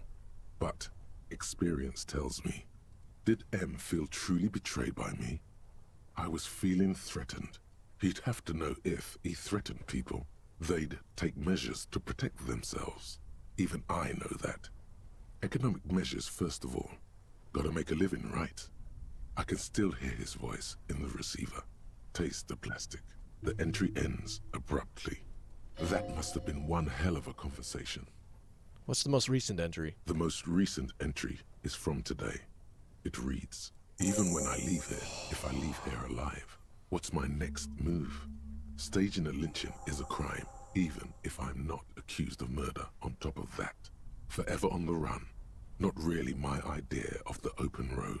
Man, I was really looking forward to winning. It looks like she might have been framed. The lieutenant taps on the page. That would be a first, or a fourth. But who's counting, he thinks. Very rarely does anyone actually get framed.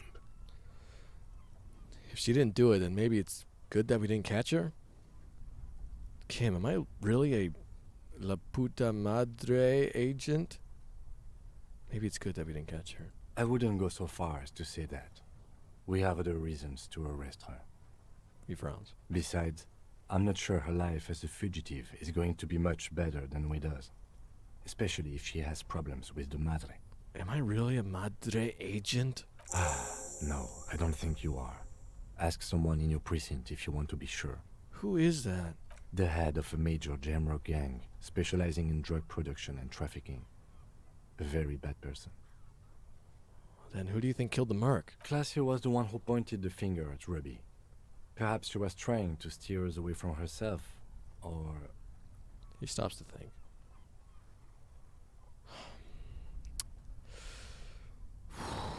But no one heard the shot. Maybe she had an accomplice. Either way, we need to keep an eye on her. One thing is for certain. We have business back in the whirling and rags. Questions to ask. We should get to it. We should get to it. Jeez. Okay, so... Ruby said you were a notoriously corrupt cop. La Puta Madre's peon. That's why she was scared of me. When I get the chance, call your station to find out more, if you dare. Return to the whirling after the whole instigator debacle. Someone there has something to answer for. Yeah. Kim, let's take a moment to think. Am I a corrupt cop? That'd be so lame. Why can't I be like the greatest gun in the West? It feels strange. A concrete pipe buried in sand and dust. 40 cents. You want me to walk there? I was gonna walk there, actually. I was gonna take my time just to think, you know. What? So I could have been a corrupt cop working for a drug trafficking thing. Now is the time! Time for what? Oh, where am I going? See. Whoa. It feels like the tie is rubbing itself against your chest like a cat in heat. First the spirits! The blue medicinal spirits! Grab the bottle and uncork it! It is time to unleash the other world! Right now? Ruby's gone. I don't really think there's anything to celebrate here. Hush, hush, Bratan. Now is not the time to celebrate. Now is the time to get ready! Trust me on this! This is what it's all been building towards! It's gonna be off the hook! Off all hooks! Just like that. Right now. You want me to get... You want me to get fricked up right after we did all that? I just convinced someone not to frickin' blow their frickin' head off with a shotgun. And I'm not even in frame right now. Can we get me off my freaking rockers right now? This is not the time. I'm a freaking detective, but when have you ever doubted me? Horrific necktie. The bottle opens with a silent, mysterious hiss. The fumes rising from its mouth are as crisp as the northern winds, howling somewhere, lashing the boardwalk with brine and rain. An ancient warmth crawls under your skin. All right, we're doing drugs. No, Bratan, take me off. What? I didn't know I could do that. Bratan, have I ever lied to you? Just take me off. The necktie tugs encouragingly at your neck. Whoa, okay, necktie. Your fingers manage to undo the oily knot, and the necktie slides off. It looks so frail sitting there in your hand, weighing almost nothing. Now what? Now, put me in the bottle.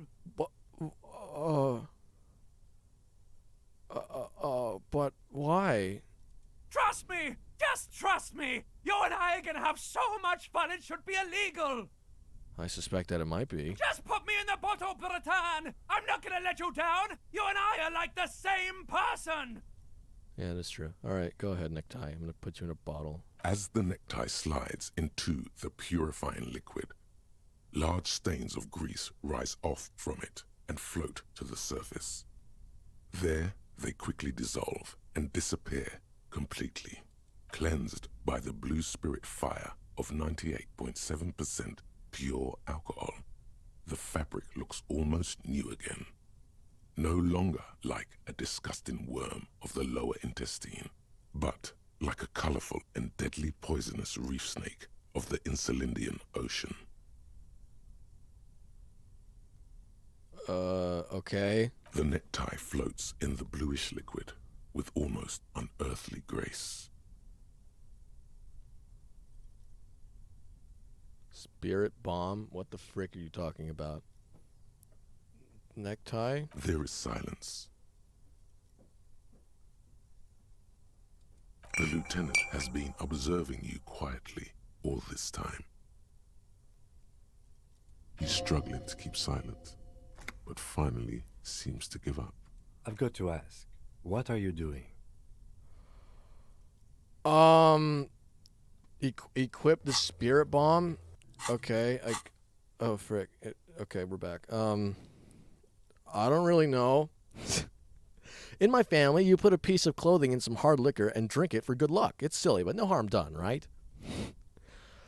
Okay, Kim, I didn't want to tell anyone, but my necktie's been talking to me lately. Mind your own business, Bino Claude. Okay, Kim, I didn't want to tell anyone, but my necktie's been talking to me. Of course it has. He doesn't even look surprised. It all started when I woke up in the whirling in rags. It's been talking to me ever since. And what has the necktie been telling you, if I may ask? It mostly urges me to be mostly urges me to party harder. It teaches me about life, Kim. It's sort of a father figure. We're buds, mostly just goofing around. Some signs of really hardcore mental illness, Kim. No, we're just goofing around, you know. Okay, so why did you put it in the bottle? Because it told me to. Right, okay. Anyway, I'm glad you told me your necktie has been speaking to you. That must not have been easy. For a second, it looks like he's about to add something. We're all under stress. This is turning into a great big mess. I'm not judging. Just keep it together. Let's go. What the frick is a spirit bomb? What the frick? Equip this when times are most dire? My tie. Your spirit guide to the party scene. The horrific necktie is floating serenely in the blue medicinal spirit. As it is still 98.7% alcohol, the necktie cocktail is extremely flammable and should be kept away from an open... Is this a freaking Molotov? Did I just make a Molotov and call it a spirit bomb? Okay. Well, I guess it's cooler than wielding a gun. You throw a freaking Molotov at someone. I don't want to see him go up in flames, but, you know, if he really wants me to. I guess I'll put on the necktie, or the bow tie, for some more drama. I also got a scarf and another tie for Inland Empire and Volition.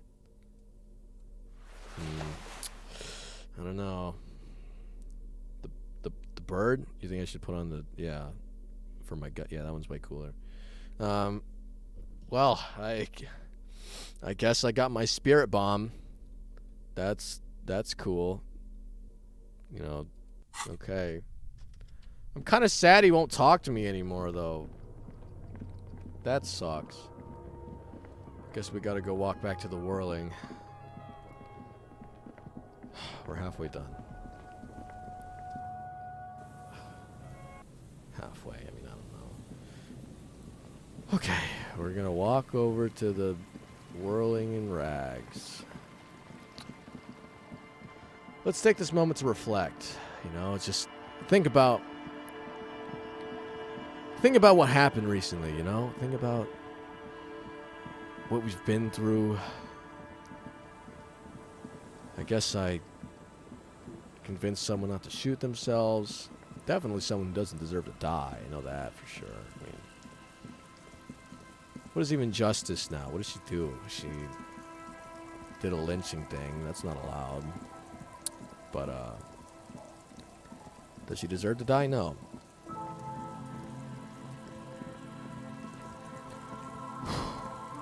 I'm stressed out, man. I'm stressed out.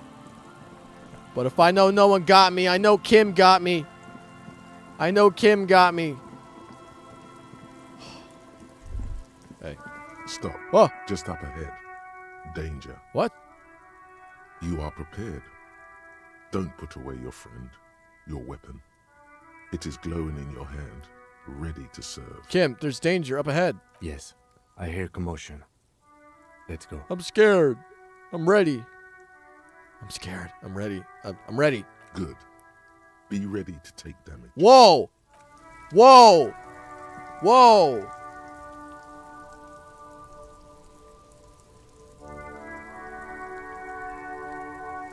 Take damage. Do I need my gun? No, I got my Cavalson for my melee attack and my spirit bomb. Okay. Guess I'm gonna be using a freaking Molotov instead of my pepper box. My pepper box pistol. No, but my horrific necktie told me to. Okay. All right, Kim. You're gonna back me up, right, Kim? I'm all out of shits to give, loincloth. Welcome to the fucking reckoning.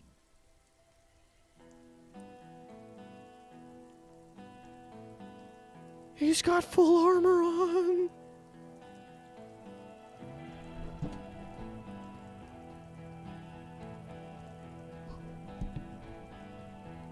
Put your damn gun down. People are gonna get hurt.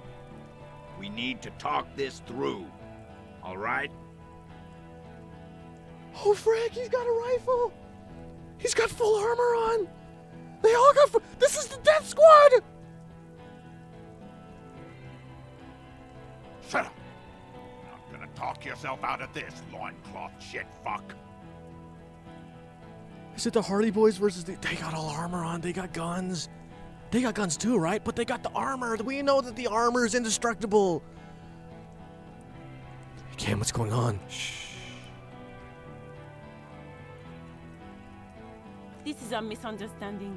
Nothing irreversible has happened yet. You can just return to your unit and forget all about this. The Kypt is merciful, willing to spare us if we just forget about our murdered and humiliated commander.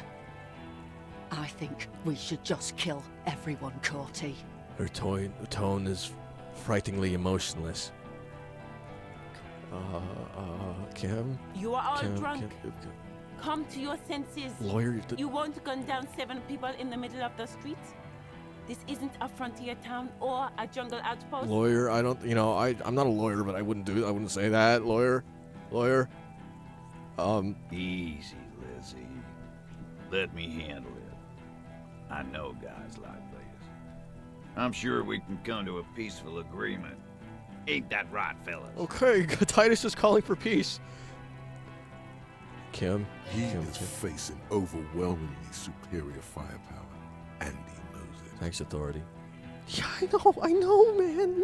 Look. Peaceful. It sounds like the armored figure is weeping. He's got full armor on. Is that face armor? Is that armor on his face? Fuck. There are 3 of them. Yeah. I was hoping there would be less. There's 3 of them.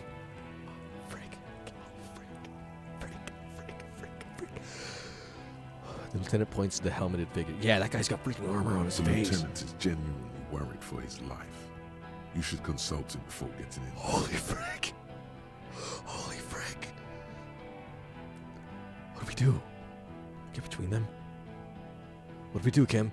My plan is not to get killed, but we have to intervene. Oh, frick. Kim, you don't have armor, do you? I have armor. He doesn't want to, but he must.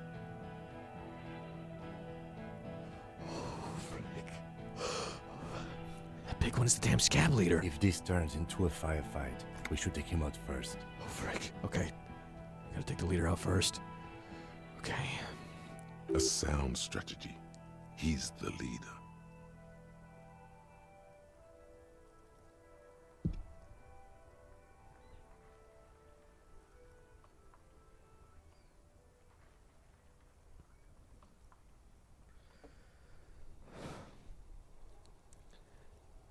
If it has been my duty to be an officer of the law, I will do my job until the very end. Okay. Stop! This is the police! Get lost, comedian. You cops had your chance. Now it's fucking time for some justice. He licks his lips, waving his gun at the crowd, losing his balance for a moment, and he staggers backwards. Was he actually drunk? I'm okay. Kim actually backed me up on this. Kim's actually backed me up on this. Kim? I think he's calmed down a bit. Thanks, empathy. No, he didn't. He's about to open fire. Oh, frick. Empathy? What the, 10? 11, wait, which one is it? What? Which one is it? Who's right? He is. I was wrong. Thanks, empathy. Fuck! Oh! The voice from beneath the helmet interrupts your thoughts. You only make out the last word.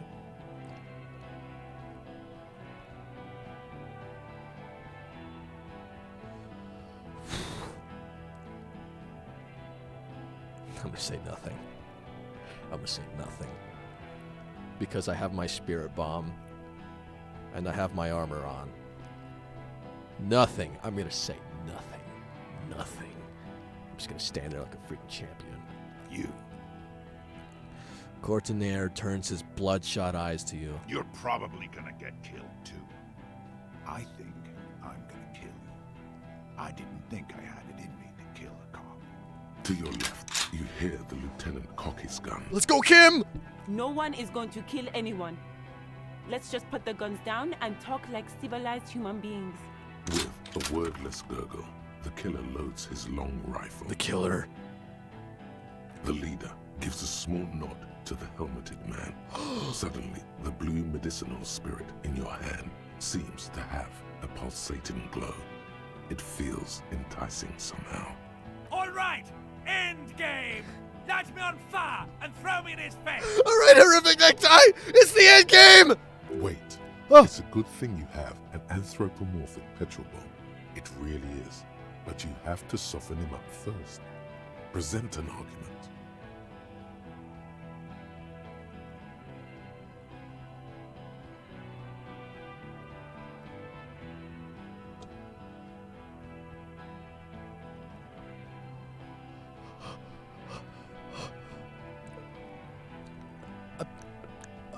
like the spirit bomb. I have 2 hand-eye coordination. I figured out the armor. From the top. From the top. And work my way down. Okay. Listen, they didn't do it! Yeah? Who did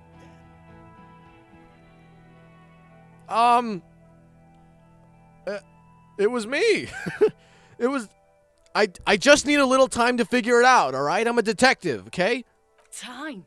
You had time to fuck around in that church. That was for humanity. To run errands for your union chief. I saw you. How did you know that? Time is up, Loincloth. Give me a name. Now! It was someone else. It was someone else. Who's not here right now. How fucking convenient.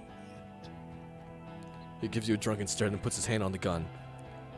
He was shot from a great distance. A sniper did it. That guy's got a rifle. A lot of people could have gone to that roof. Like Guard, the cafeteria manager. He could. Actually, there are. It was one of you. I've changed my mind. I can still change my mind, right? It was shot from a great distance. That's how we explain it. No one heard the shot. No one did the... A sniper did it, guys. You think I'm fucking stupid, cop? What if I just shot one of your pals here? No. Huh? No. How about the kid? What? Tell No. me. Oh. Magic fucking sniper. One more time. No. Listen, please. This cop and this drumhead court marshal won't decide who... He's gonna do it. He's gonna shoot her. Think. Logic. Think. Frick, Elizabeth, I know you were a jerk earlier, but you do not deserve to get shot. Think of something. Think of something. Ready? Logic! Ah! Your mind grinds to a halt. All you can see is the revolver in the man's armored hand, swaying, pointed at her. You'd move your mouth like a fish gasping for air. She wasn't even there! Oh! He pulls the trigger. A plume of smoke erupts from the muzzle. The shot rings in your ears. A low, tinny ring. Then the Hardy Boys yell something.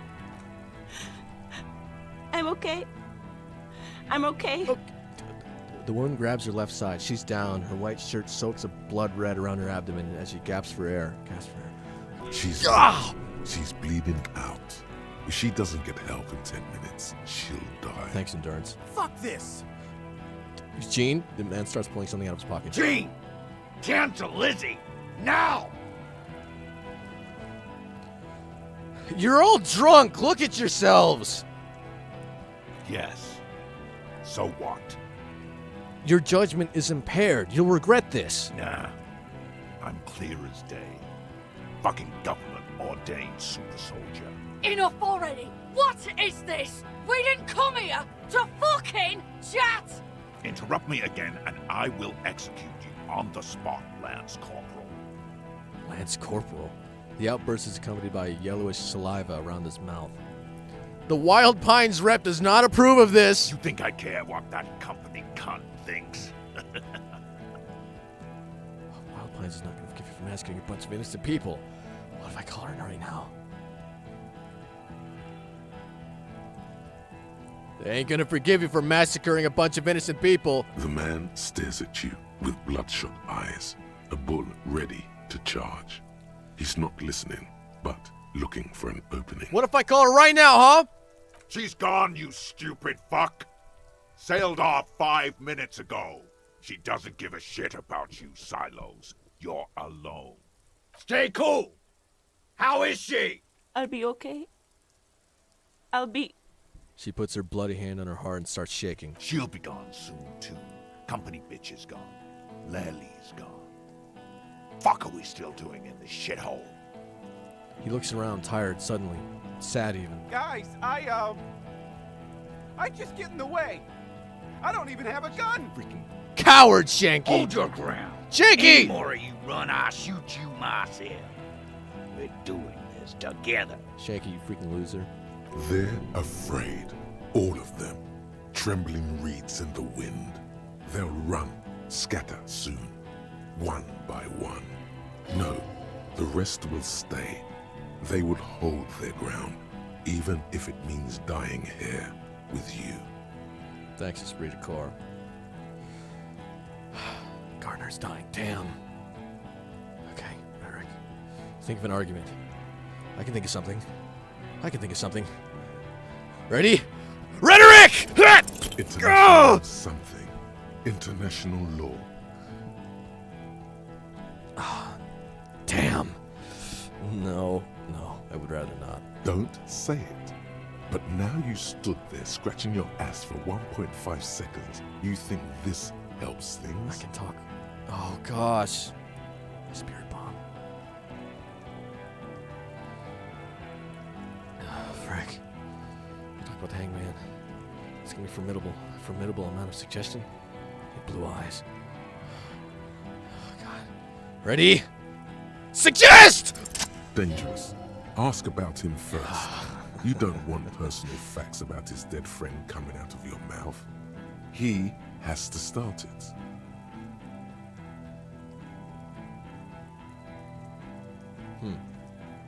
I knew you weren't a goddamn scab leader. Yeah, I don't fucking act so well. Laylee had a hard-on for making faces for you natives. Fucking food aid shit. That shit is done now. Trigger time. Who are you? Sergeant Major Raoul Corton. Sergeant Major? Reporting in to burn this fucking mud hut to the ground. He points at the whirling rags. Corti. Cortenau. Major Raoul Corti. Cortenau. Friends with Lely. Raoul and Lely. For killing, maiming, and humiliating our commanding officer. All sentenced to death by lead. Listen, you're Lele. Everyone says good things about him. He was a talker. He had blue eyes, didn't he? Your colonel. Your colonel did not deserve to go out like that.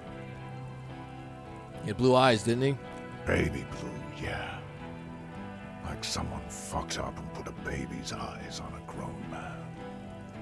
He smiles, pulling his face in a strange way. It was creepy, but bitches like that shit, I guess. Or, I don't know what bitches like. I just know how to mow down cloths. Listen, you're Lele. Everyone says things about him. He was a talker. Fuck do you mean, talker? We've heard testimony. People say he was charismatic, a nice guy to be around. Yeah, he liked to chat up the natives. Share leaflets. Squeeze a bit of kip-tass here and there. Great fucking idea that turned out to be. He pointed towards the yard. If Laylee was here, he would spare the lot of you. Maybe shoot one for show. But me, I'm not a big fan of public affairs, clay monkey. I'll gun every one of you down for what you did. Ready to open fire, Major. At your command. This one isn't used to being suited this long. She's uncomfortable. We'll open fire just to hurry things along.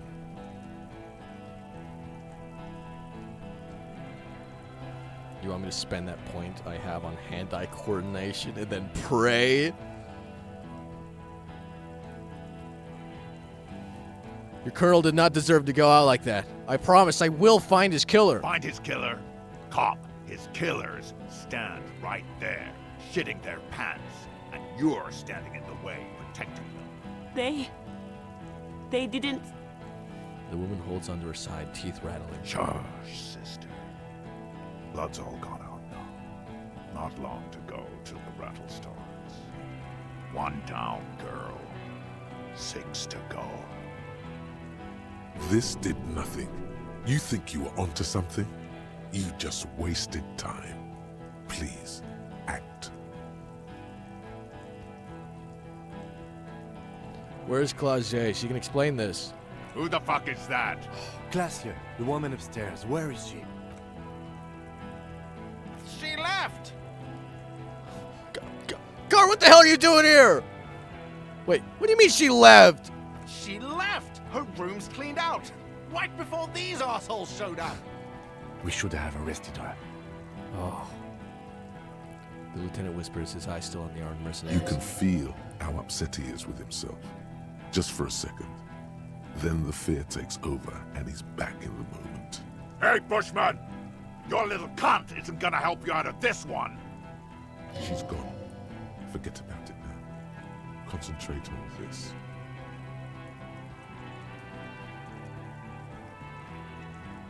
Challenging 12. Only 2 on hand-eye coordination. God. Frick. Frick, what do you mean up it? I can't up. Oh, you mean, Oh. I can think about it. I'm gonna throw at the arc, the trajectory. It's all coming to me. Okay. Even.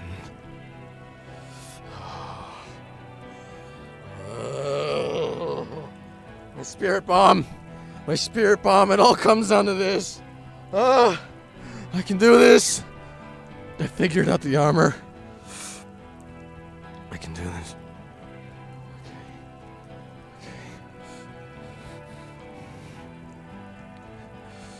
Okay. Kim, you're with me, right? Kim. Okay.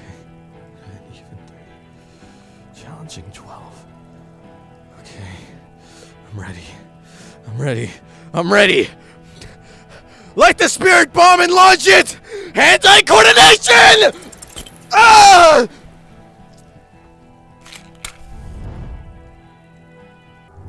Oh! You throw the bomb and it's way off. It's a fiasco, Bratan! Wait! What's going to happen? What's going to happen now? Everyone's going to die! What do you think's going to happen? Wait, what's the story between us? What? Like, how did I get you, or? You were a sad drunk who bought an ugly tie. Who gives a shit?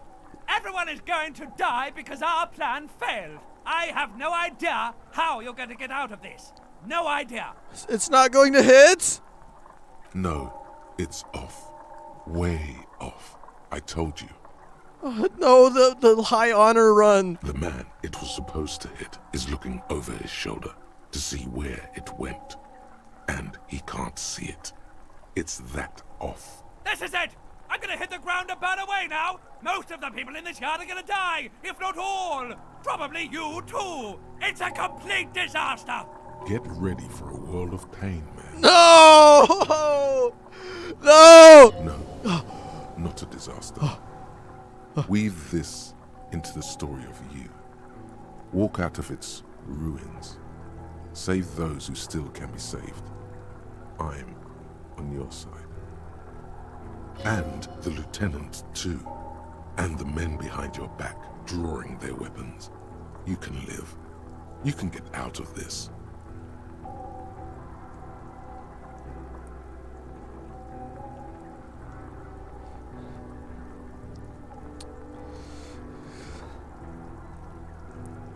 I'm sorry.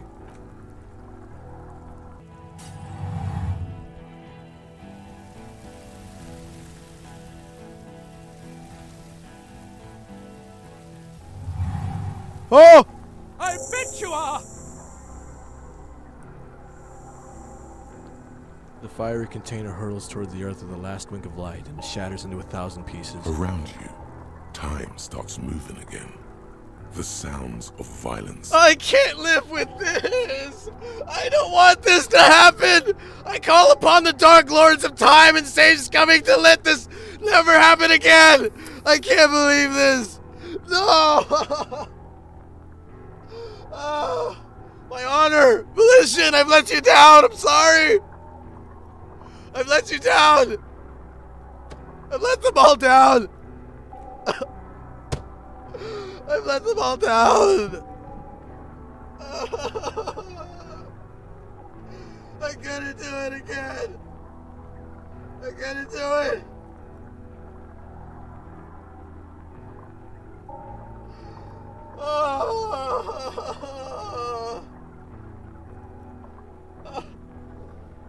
I couldn't do it. I couldn't save them.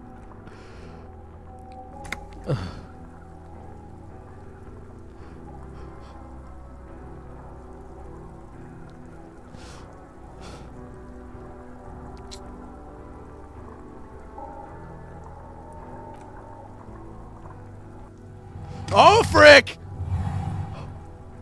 To your right, the killer raises his rifle and takes aim at you. His moves are steady, but the long barrel of the rifle sways slowly. Reaction speed.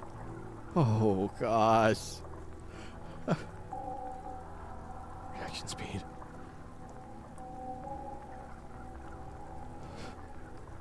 I can't believe I'm living the timeline where we're about to get freaking shot to death. I can dodge. Kim's gonna get shot. Kim's gonna die, bro. Ready? Reaction speed! A low shot rings. You Ah! like rain on your chest plate. Heavy drops of rain. Then the sound of dice rolling as the cuirass distributes the shot evenly from plate to plate. You got hit. The armor took most of it, but still your ribcage burns. Feels like blood. I can't do it, dude. I can't do this. I'm getting too emotional. We're gonna die. We're gonna die. I can't. Why couldn't I just throw that damn thing? What's so hard? They're standing like 3 yards away from me. Am I so bad I can't just throw the damn thing on the...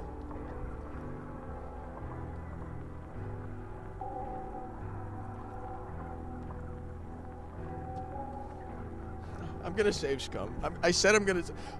Oh! Oh, no. Okay, should I? I want to. I don't want this to happen. I can't do this. Oh, we're all gonna die terrible deaths. We're all gonna get shot to death. We're all gonna... Oh. Damn. God damn. Should I? I could go back. You and Kim can still make it. What if many will die? I can't let them. My blood is seeping into my lungs. God, please. The lieutenant says quietly without trembling. He aims, face pale. Come on, aim. Come on, Kim. He's aiming for the eye slot in Rude's helmet. An extremely difficult Holy shot. frick, Kim, come on, Kim. 2 shots ring at once. No! One from Oh, the lieutenant's frick! pistol, and the other from DePaul's. It's aimed at the lieutenant, but it misses. You hear a scream behind you.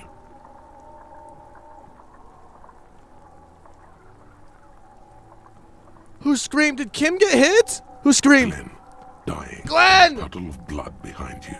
His mangled torso has 2 gunshot wounds. Blood gushes out of them like red geysers.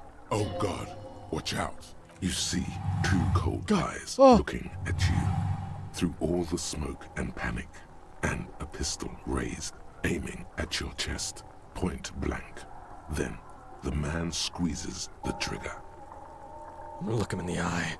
A look of happiness. His eyes seem unnaturally bright, shining like stars. Something in the fear must distort him somehow. He is evil, and the end. Here it comes. Death. Let it happen.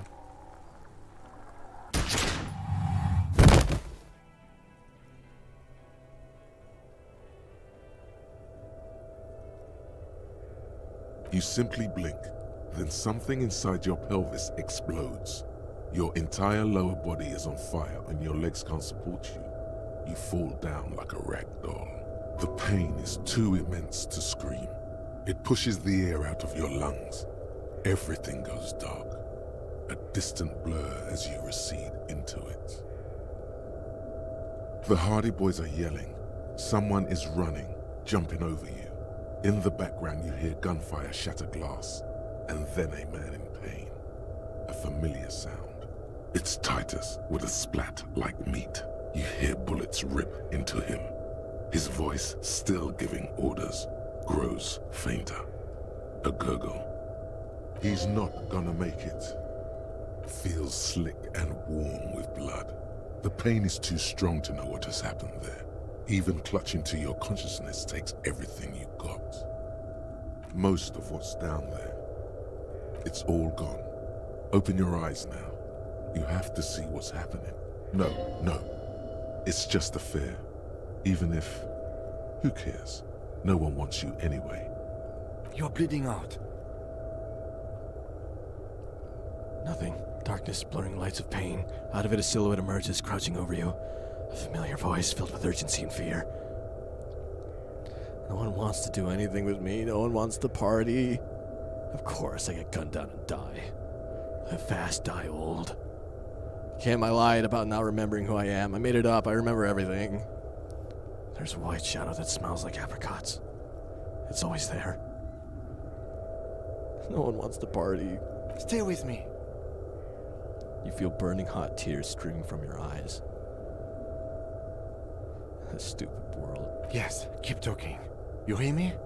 Stay awake. Did you take care of those other guys? But you can't. It's so hard. Your eyelids grow heavy, and the sounds ever more distant. And a cold comes over you. The lieutenant, too, is somewhere far away, almost gone, when suddenly you sense something behind him. No! No! Kim! Kim behind you! Kim behind you, Kim! A shadow. No! Someone stands there, raising his pistol at him. The lieutenant does not see it. He's pushing down on your wound with both hands. Kim! I can't trust it. Kim! No, you scream. Behind you, from your bloody lips, your eyes are full of fear. There is no room for hesitation. The lieutenant turns around and fires, his body falling on yours in the course of the motion. You hear a roar of pain, a death scream. The sound disappears like someone pressed stop on the tape. The hulking figure, too, is gone. And so is Kim. And the whole world. This is death. One more door, baby. One more door. Let me back in! The fight? There is no fight. The fight is over. It was lost 1,000 years ago. You have laid here forever. Keep falling deeper. Take the door. He's not taking it. His body is not taking it. Oh God, no. He's not disintegrating. He's swelling up instead. Over the hours, hurting, moaning in his sleep, and rotting, and being disinfected, and smelling of drugs, and feeling saliva in his mouth, drifting in painkillers, thrashing in his wound sleep. He can't go. Not before the case is solved. Hours turn to days. Soon we will get up again and go through it again. Finally we know what the infernal engine was outside. The clarion call. It was him. He is the infernal engine. He never stops. He only gets worse.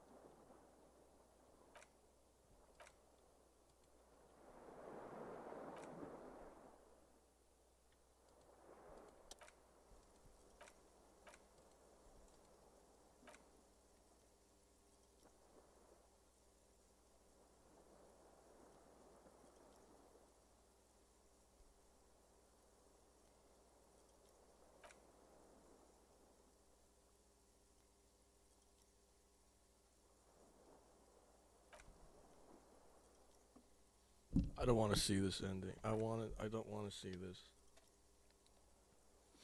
I don't want to see it. I don't want to see it. I want to go back. I want to go back. What do you mean I have to continue? I want to go back.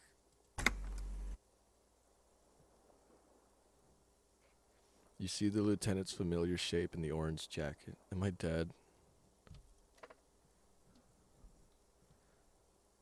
You see the lieutenant's familiar shape in the orange jacket. It turns double then triple from the pain. Kim? Sunrise, Parabellum. He's in the middle of a freshly cleaned room with a fan above his head like a halo. His face is covered in bruises. Ouch. It's not ouch time yet. You just got the Dramamine pill an hour ago. Wait until it wears off. The room, it's clean. Mr. Gart cleaned it. It took him an entire day. How long have I been out? 2 days, in and out. You've been up enough to take Dramamine and curse. And drink water. What did you say? Sunrise, Parabellum. Sunrise, prepare for war. It's an old revolutionary saying. My gun, it's engraved on it. Cops like it. Is it war today? The gates of the harbor are boarded up. The streets are a little more empty. Apocalyptic violence is yet to erupt, I am relieved to say. He looks out the window. I think we may have held it off, for now. Barely.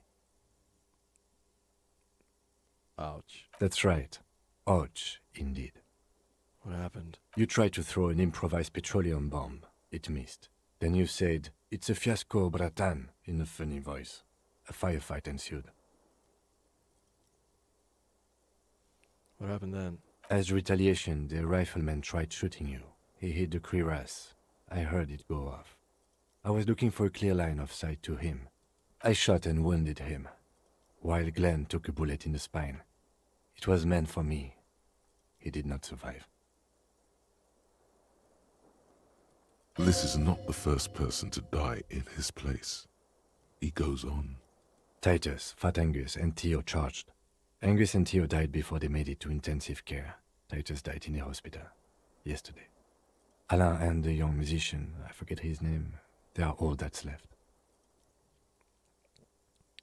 Titus is dead? Yes. You were bleeding out.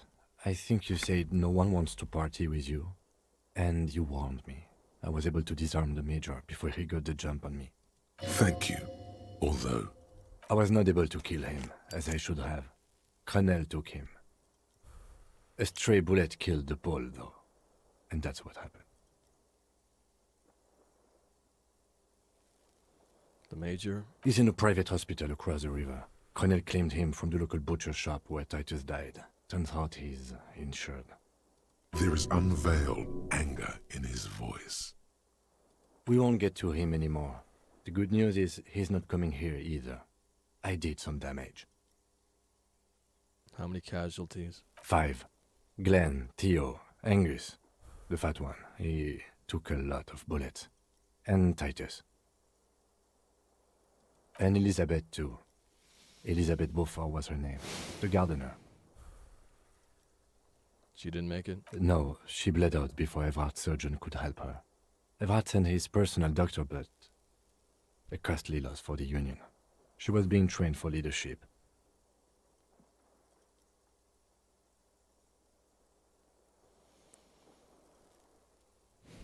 If I would have presented the theory better to their leader... She never had a chance. She should not have been there in the first place. There was no way to convince them. Come on, Kim. Stop this line of thought now. You're too broken for ghosts. Titus is dead? Yes. I thought you only smoked once a day. This is the one. And that's... all.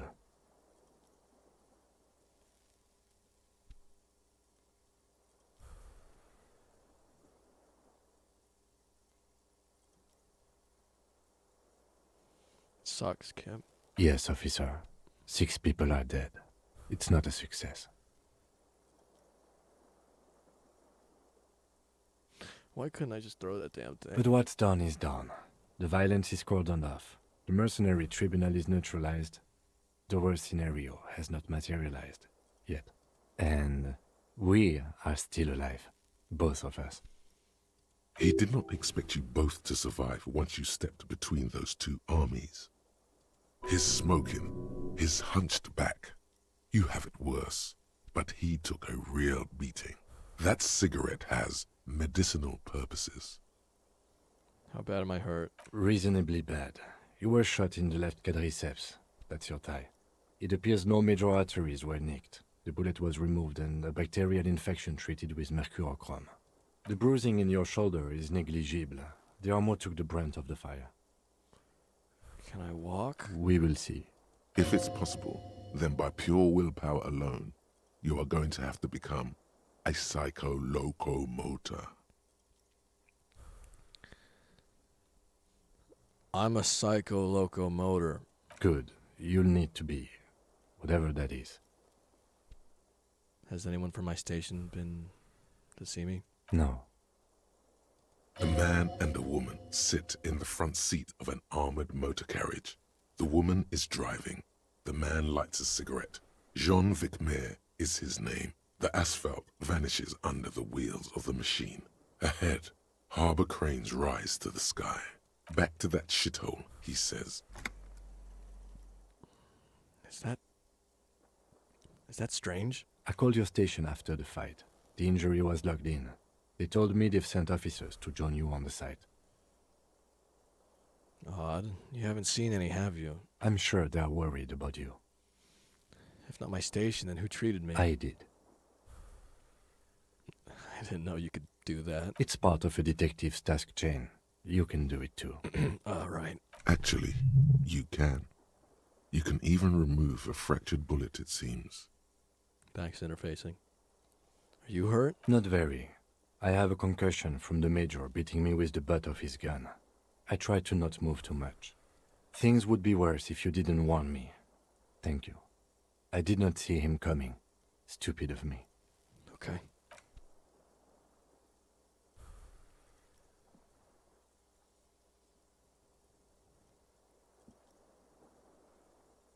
Easy now. The lieutenant turns double again before your eyes, an orange hue of pain. How are you? My disco days are done. I feel fantastic. Who cares? Who cares about me? It doesn't matter. Let's have some humor in this. My disco days are done. Your disco days should have been done quite a while back, Lieutenant Gefreiter.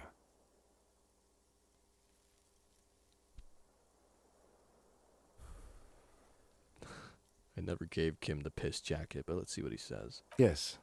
The joke wasn't funny anymore. I took it off. The close proximity of death must have made the lieutenant contemplate his life choices. He's done with the jacket.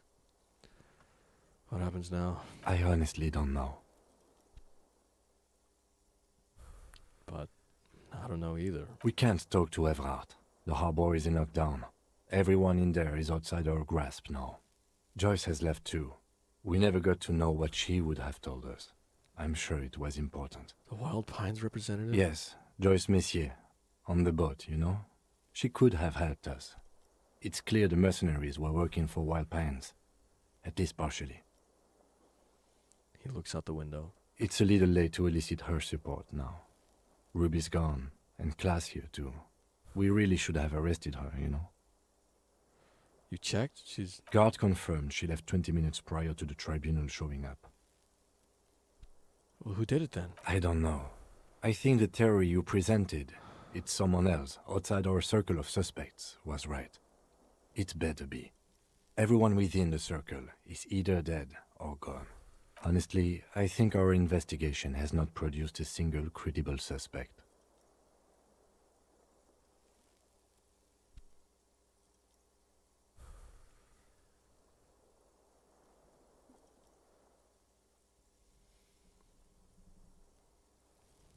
This is because I'm one of those guys, isn't it? Don't be narcissistic. Half the cops in Revachol West are his peonies. Even if you are, it is not a decisive factor in this case. That does make some sense.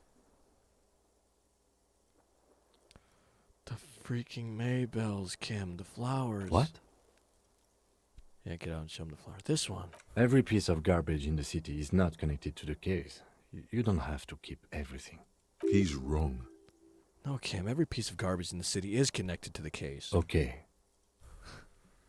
What about the hole in the wall? Someone was checking her out. I don't know. That's been there for years. Goddamn footprints. Yes. God cursed the footprints. Not solving the case for us. Au diable. There's still a 28% possibility the shot came from a distance. We should go upstairs, rethink the ballistics in situ. I agree with this. What else? See? There's that. You can do ballistics. I can do ballistics. There are all these bunkers with weapon caches. Revolutionary era. We could find thousands more if we wanted. All of Revachol is full of them. But they seemed so mysterious. I just can't believe they're so freaking useless. No need to be melodramatic. The miracle hasn't happened yet. He does not know what to reply. Looks out of the window, then back at you. You know what I think about solving crimes? He arches his brow. The ceiling fan patiently spins overhead. Solving crimes is hard.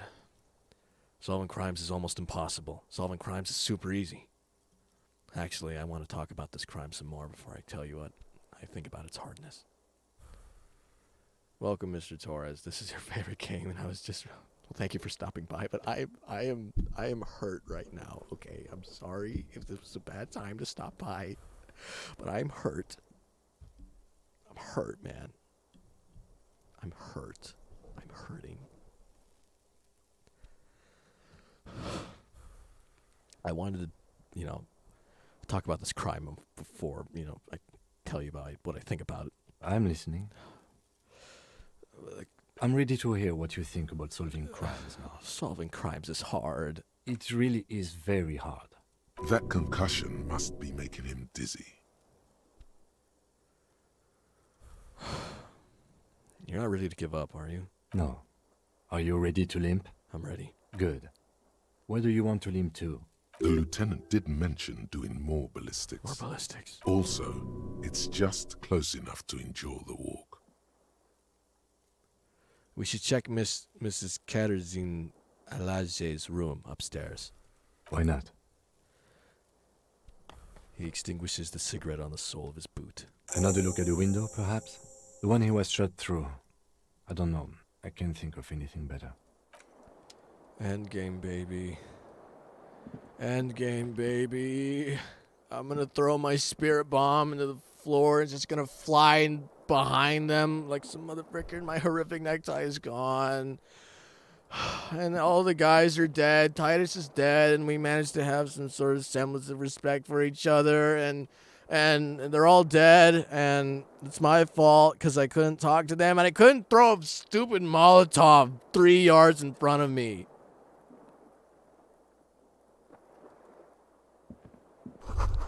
Newly replaced glass shining in the morning light. You hear traffic outside, back in the world again. The Stereo 8 player has been reunited with its right speaker. You see gleaming white enamel. Look, the door is open. You can walk right into Kim's room. I could walk into Kim's room? Dude, nice. The bathroom mirror has been wiped completely clean. You see the reflection of your face in the mirror, even now adorned with the expression. I can't figure out that freaking expression. I can do it. This, my soul is fast. Thanks, Landon. Let's walk into Kim's room. I want to know what Kim has been doing to set up his room. Oh, whoa. Ouch, that hurts. Maybe if you don't run.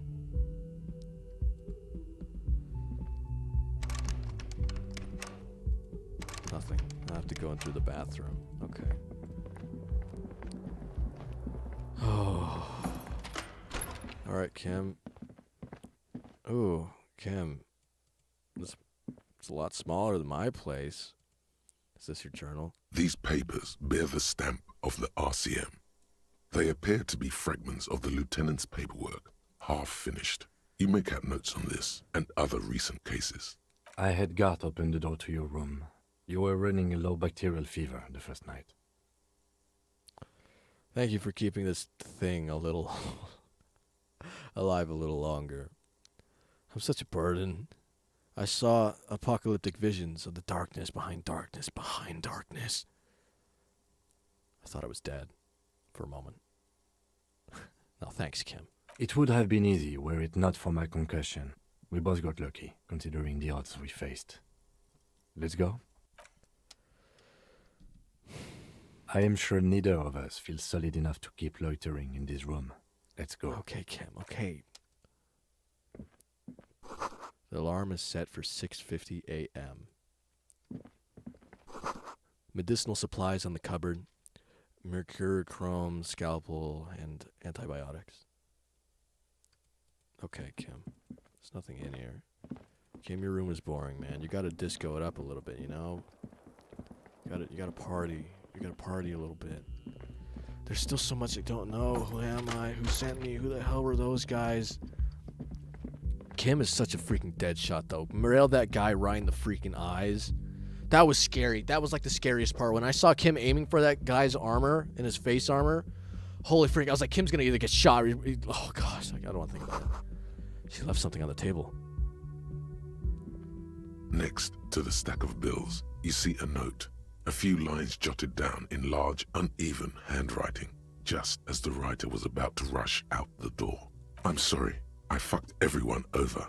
P.S. I didn't kill him. P.P.S. Gift upstairs. Yeah, well, people are dead now. A gift. The lieutenant turns to the staircase suspiciously, looking for any signs of another presence in the shadows above. What the hell could this gift be? I am not drawing my gun. Yet. But I don't like gifts. Okay, Kim. Just don't walk into another radio trap, okay? Thanks, Half-Life. Relax. Not everyone is out to trap you. Thanks, Volition. Seems like she left in a hurry. It's hardly surprising.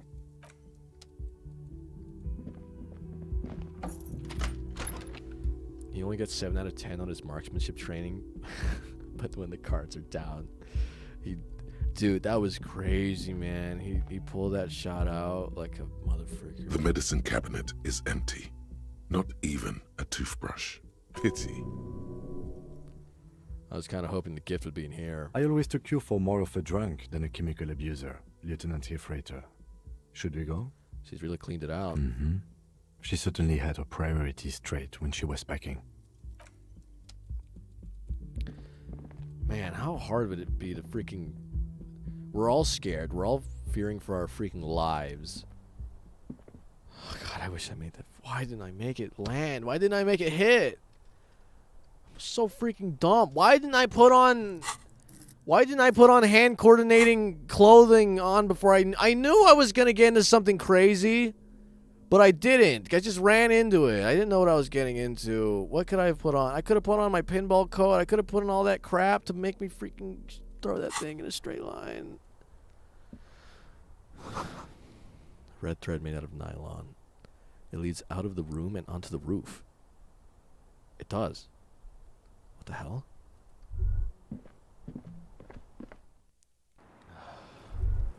What the frick? The antenna. The thread is tied to the antenna. Excuse me?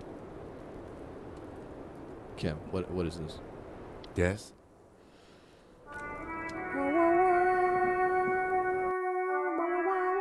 What? What the hell?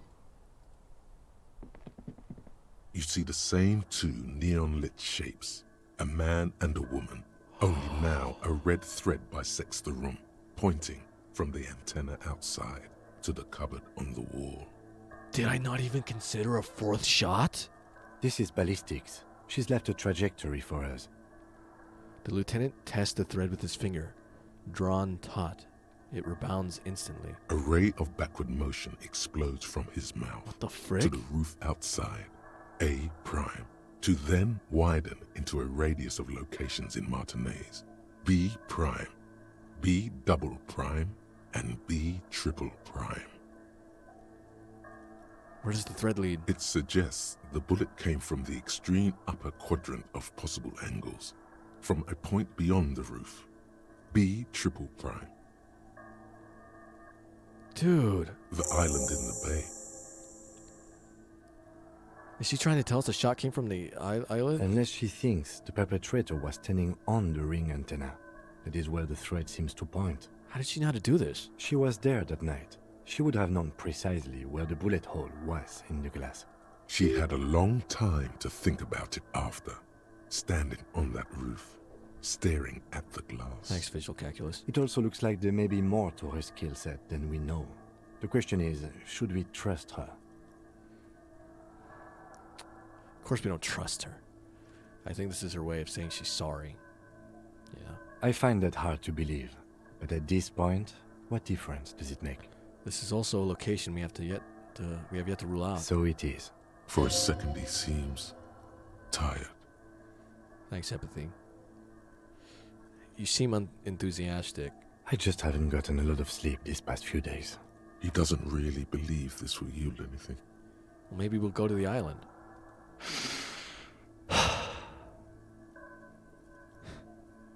The wind blows in from the open window, and the lieutenant sighs, looking into the cold distance across the water. I'm going to the island. Are you in? Of course. I'm in. He takes a second to gather himself and says, How do we get there? Joyce Messier had her sloop, but she's gone. The net picker. She had a boat. Ah, yes, of course. The village. Let's go. All right. There's something here. There's something left. How could we have not considered that? What the frick? What the frick? What the frick? Oh, now we gotta see what's going on downstairs, bro. They're dead. The guys are dead. They're all dead.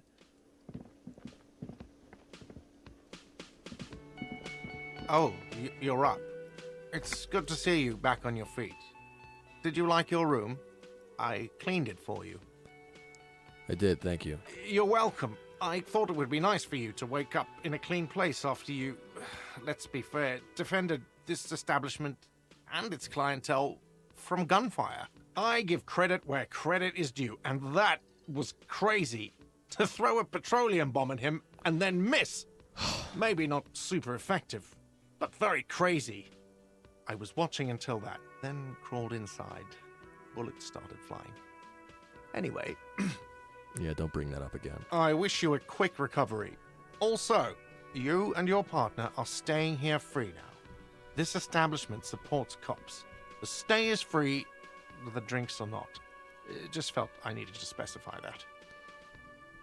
Where did everyone go? Oh, you know, people don't tend to stick around after shootouts. Turns out they're not good for business. Are Lena and Morel still in town? Ah, them. Nice people, but no. Lena said they were going back to Jamrock. I saw them pass by outside. This was before the fight started. I'm glad she got out of here before all that. Bullets flying and stuff. People inside were quite terrified, you know. I had to take action and step outside too. Yeah, that was for the best. Yes, you know. And I went outside and took care of it. Everybody calmed down. Felt like the right thing to do. He's almost completely forgotten what this began with. We weren't done looking for the Phasmid. I mean, you're a detective. Perhaps you can track them down. Shouldn't be that hard. Exactly, but all in due time. Crypto business is not a priority right now. You'll see her again one day. You know it. Things went like they did for a reason. Oh, fine, hero cop. Lena left a forwarding address. 1113 Tabernacle Road in Jamrock. If you see them again, do give them my best. What happened to the man with sunglasses? I don't remember everyone who comes here, and many people wear sunglasses inside lately. Must be a fad. So I have to mention, when it happened, you were right out there on the balcony. Yeah, I was, yeah. That's because I'm a badass. If you say it as two different words like that, it sounds like there's something wrong with your butt. I'm just going to nod stoically. He nods back at you, even more stoically. Just two badass men nodding stoically. Make that three. The lieutenant is nodding too, hands crossed. All right, thanks. No problem. They'll come back. They always do. Goodbye.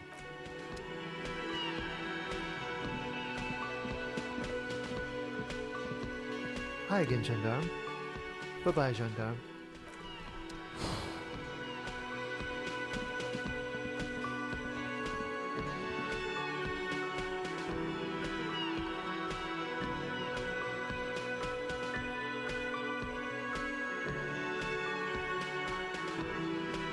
Seeing you approach, the bruised man raises his beer can in welcome. Oh, it's you. Didn't think we'd see you walking anytime soon. Elaine, look. It's the cowardly cop. Is that really now the time for this, Eugene? Is now really the time for this? Huh? What? He looks up, his eyes full of confusion, as if he'd just woken from a deep sleep. He's very, very drunk. Our condolences for your losses. He says with a little nod, but the remaining Hardy Boys don't seem to register his words. Is he okay? Does he look like he's okay? He does not. His unshaven face is almost grey, and he reeks of piss, sweat, and booze. While still alive, he has abandoned his own body to decomposition. How badly was he hurt? He wasn't. That's the thing. Titus, Theo, Dennis, Angie, they're all gone. But he got away without a scratch. There's nothing left. Nothing. He has lost the will to live. It's survivor's guilt. He feels like he should have died with the others. He may kill himself if he doesn't find a new purpose, or else go on in this way. Not dead, but not really living either. Stuff is tough, but you need to get off your butt and finish this. This is terrible. I don't think I could go on living after this. Well, these are not the greatest answers, are they? Look, they like to pretend to be hard, so I'll tell this one. What? The dull eyes looking back to you from the narrow face momentarily light up and he mumbles. What? Crannel, Wild Pines, all the people responsible for the deaths of your friends. You're just going to leave it like that? That little guy who ran, Shanky? You're just going to leave it like that? All the people responsible. Sons of bitches. He mumbles something in Mesk when he sinks down on the table again, a malevolent smile spreading across his face. Was this really the best idea?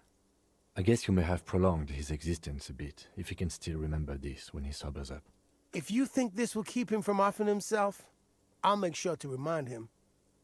So far, I've just been pouring whiskey in him to keep him sedated. What's going to happen to the Hardy Boys now that Titus is dead? Titus is fucking dead. Thanks for stopping by, Landon. What's gonna happen to the Hardy Boys? Look around you, man. This shit is done. There are no more Hardy Boys. You two are just going to go back to hauling containers in the harbor? No, man. I don't know. I guess the Union will still be policing the neighborhood, but who's gonna do it now? I am. You, Eugene. Didn't Titus have a brother? He will. You should just disband. Hey, Eugene, you do it. Me? No, man. I'm not a leader. You know, Titus only recruited me because I play the guitar. Said the team could use the morale boost. If any of them had leadership capacity beside Titus, it's him. Keep encouraging him. Thanks, Authority. You can do it. Eugenie Boys has quite the ring, doesn't it? Sounds like you got to go with Mr. Outside Higher then. You can do it. What? Fuck no. If I'd stay, we'd keep the name to honor Titus. Hardy Boys does sound kind of cool. You're right, Eugene. Hardy doesn't sound bad either. Wait, Eugene Hardy doesn't sound bad either. That's a noble thought. You're going to do all right. No one is born to lead. Hardy Boys without a Hardy? That's just stupid. Eugene Hardy doesn't sound bad either. Man, you have no idea how this works, do you? But yes, if I don't stick around, then it's all over. So I guess I sort of have to now. He's not a drinker. Another good thing about him. Thanks, Logic. Yeah, man. You know, you got this. You got this. He slaps his hand on the table in a sudden burst of drunk enthusiasm. I haven't got shit, Al. He looks off to the side, eyes filled with worry. There's something there. A germ of determination. He knows he has no choice but to rise to the occasion. This is not completely ludicrous. Him and Titus were the only detectives of the bunch. Titus more, but Eugene at least knew how to think alone. Any idea what happened to Class Z? Damn songbird of misery, that one. Songbird of misery. The man shakes his head. And do you have any information on this songbird of misery? God said she took off sometime before the firefight. That's all. Trying to remember if there was anything. Oh yeah, he said she seemed to be in a real hurry. Move on. There's no catching her this time around. Take care, guys. Yeah, you too. It's a rough world out there. It's not easy being a cop. We were too hard on you. Both of you. We shouldn't have fucked with you like we did. You got between us and a lot of bullets in that fight. Matinees owes you one. Oh, I wish the other guys were alive so then we could be cool and friends and respect each other. That's kind of you to say. Take care of your friend, okay? I will. You take care of yours. He nods to you. A sharp pain shoots up your side and into your stomach. You must not look too good. Luckily, it passes. Okay. We're not done yet. People were always going to die. What the frick?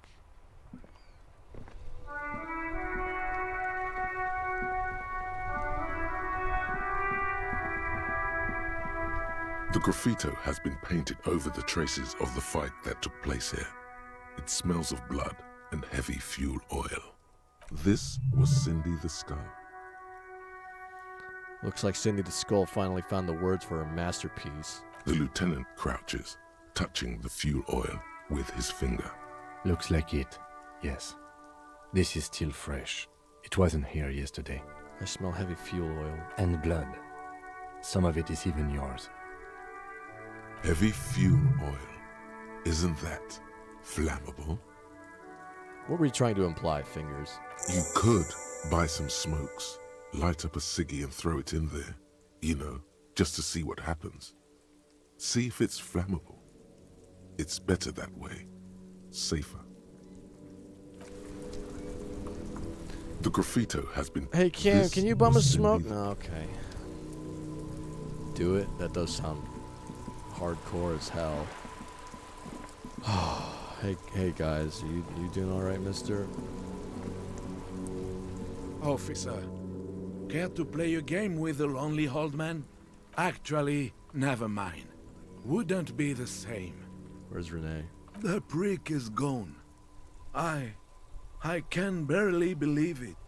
But he's really gone. Gone where? Hell, most likely. He was an absolute cant. Was he killed during the mercenary tribunal? Oh, he would have liked that. Violent lives ending violently. That's how he wanted to go. Sadly, it was not the case. How did he die? His hungry little heart finally gave out. The dock workers found him in the guard booth this morning. Wasn't even supposed to be working for another week, but he just had to prove how tough he is. Did he feel like he has to prove he can still pull his weight? Doesn't need handouts? Yes, He was about to head home, 'cause when the dock workers found him, he was wearing civilian clothes and not the Kuketu uniform I saw him in all the time. Sometimes I thought he was wearing it just to piss me off. Now the joke's on him, 'cause he's gonna be buried without it. Do you think our conversation about his job pushed him to go over there? No. René was the most stubborn man in Revachol. Nothing you or I could say would ever push him to do anything. The man was completely immovable. He has doubts, but right now, he just wants to move on and not think about it. Was he really that bad? I repeat, an absolute cant. Even his old army buddies didn't want him around. He was like an old viper. The only people who could stand to be around him were Jenny and me. She saw something in him when we were just kids, and she never lost sight of it. And I thought if the most beautiful being in the world can love him, then there must be something worth holding on to. Did you love him? We've hated each other our entire lives. So much, in fact, that... He falls silent and looks at you, eyes filling up with tears. Yes, I loved that angry prick. He didn't deserve it, but I did. You know what his last words to me were? Tell me. In Guillaume's time, you'd have been shot without trial. That's what he said to me. He lived a cant, and he died a cant. Let's leave it at that. Here, something to remember your friends by. And I'll give him the photograph of Renee and the girl. Let me see. This was 60 years ago. We all went to that parade. Young René looked so happy, and Jenny... Eyes blurry with tears, he has to stop. I'm sorry, officer. I just... Thank you. Thank you for this little memorabilia. It really means the world to me. That was nice. A small thing for us, but invaluable to him. He probably didn't even know René had the photo. I'm sorry. Yes. We are both very sorry for your loss. It is what it is. Part of life, really. But to know someone for 79 years, then one day they're just gone. I just don't know anymore. About anything, really. But you must need something. I was hoping to ask him about Maybells. René wasn't really what you'd call a botanist, officer. And believe me, he didn't like Insulindian lilies. Insulindian lilies? That's their old name, dating back to the time of kings and crests, and all that other stuff he loved so much. Why didn't he like him? There were many reasons, but mostly it was the communards. They called them the Bells of Revolution. A sad smile passes his face. I guess in the end, the Insulindian lilies were just another piece of the whole Insulinde. The royalists had to surrender to the Mazovian insurgents. It doesn't really matter anymore. But you feel the dried flower in your hand somehow still does matter, although not to this sad old man. Bye for now.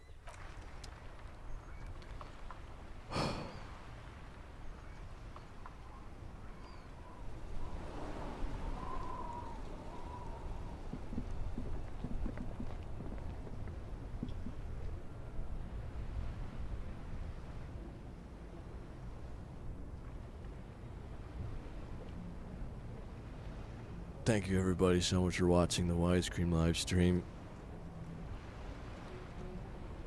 The WISECREAM live stream. Thanks for stopping by. If you were there to witness it live or watching in the far, far future, thank you for coming along on today's adventure.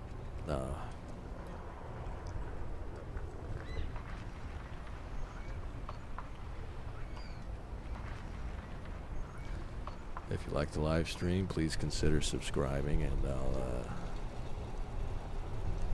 see you next time.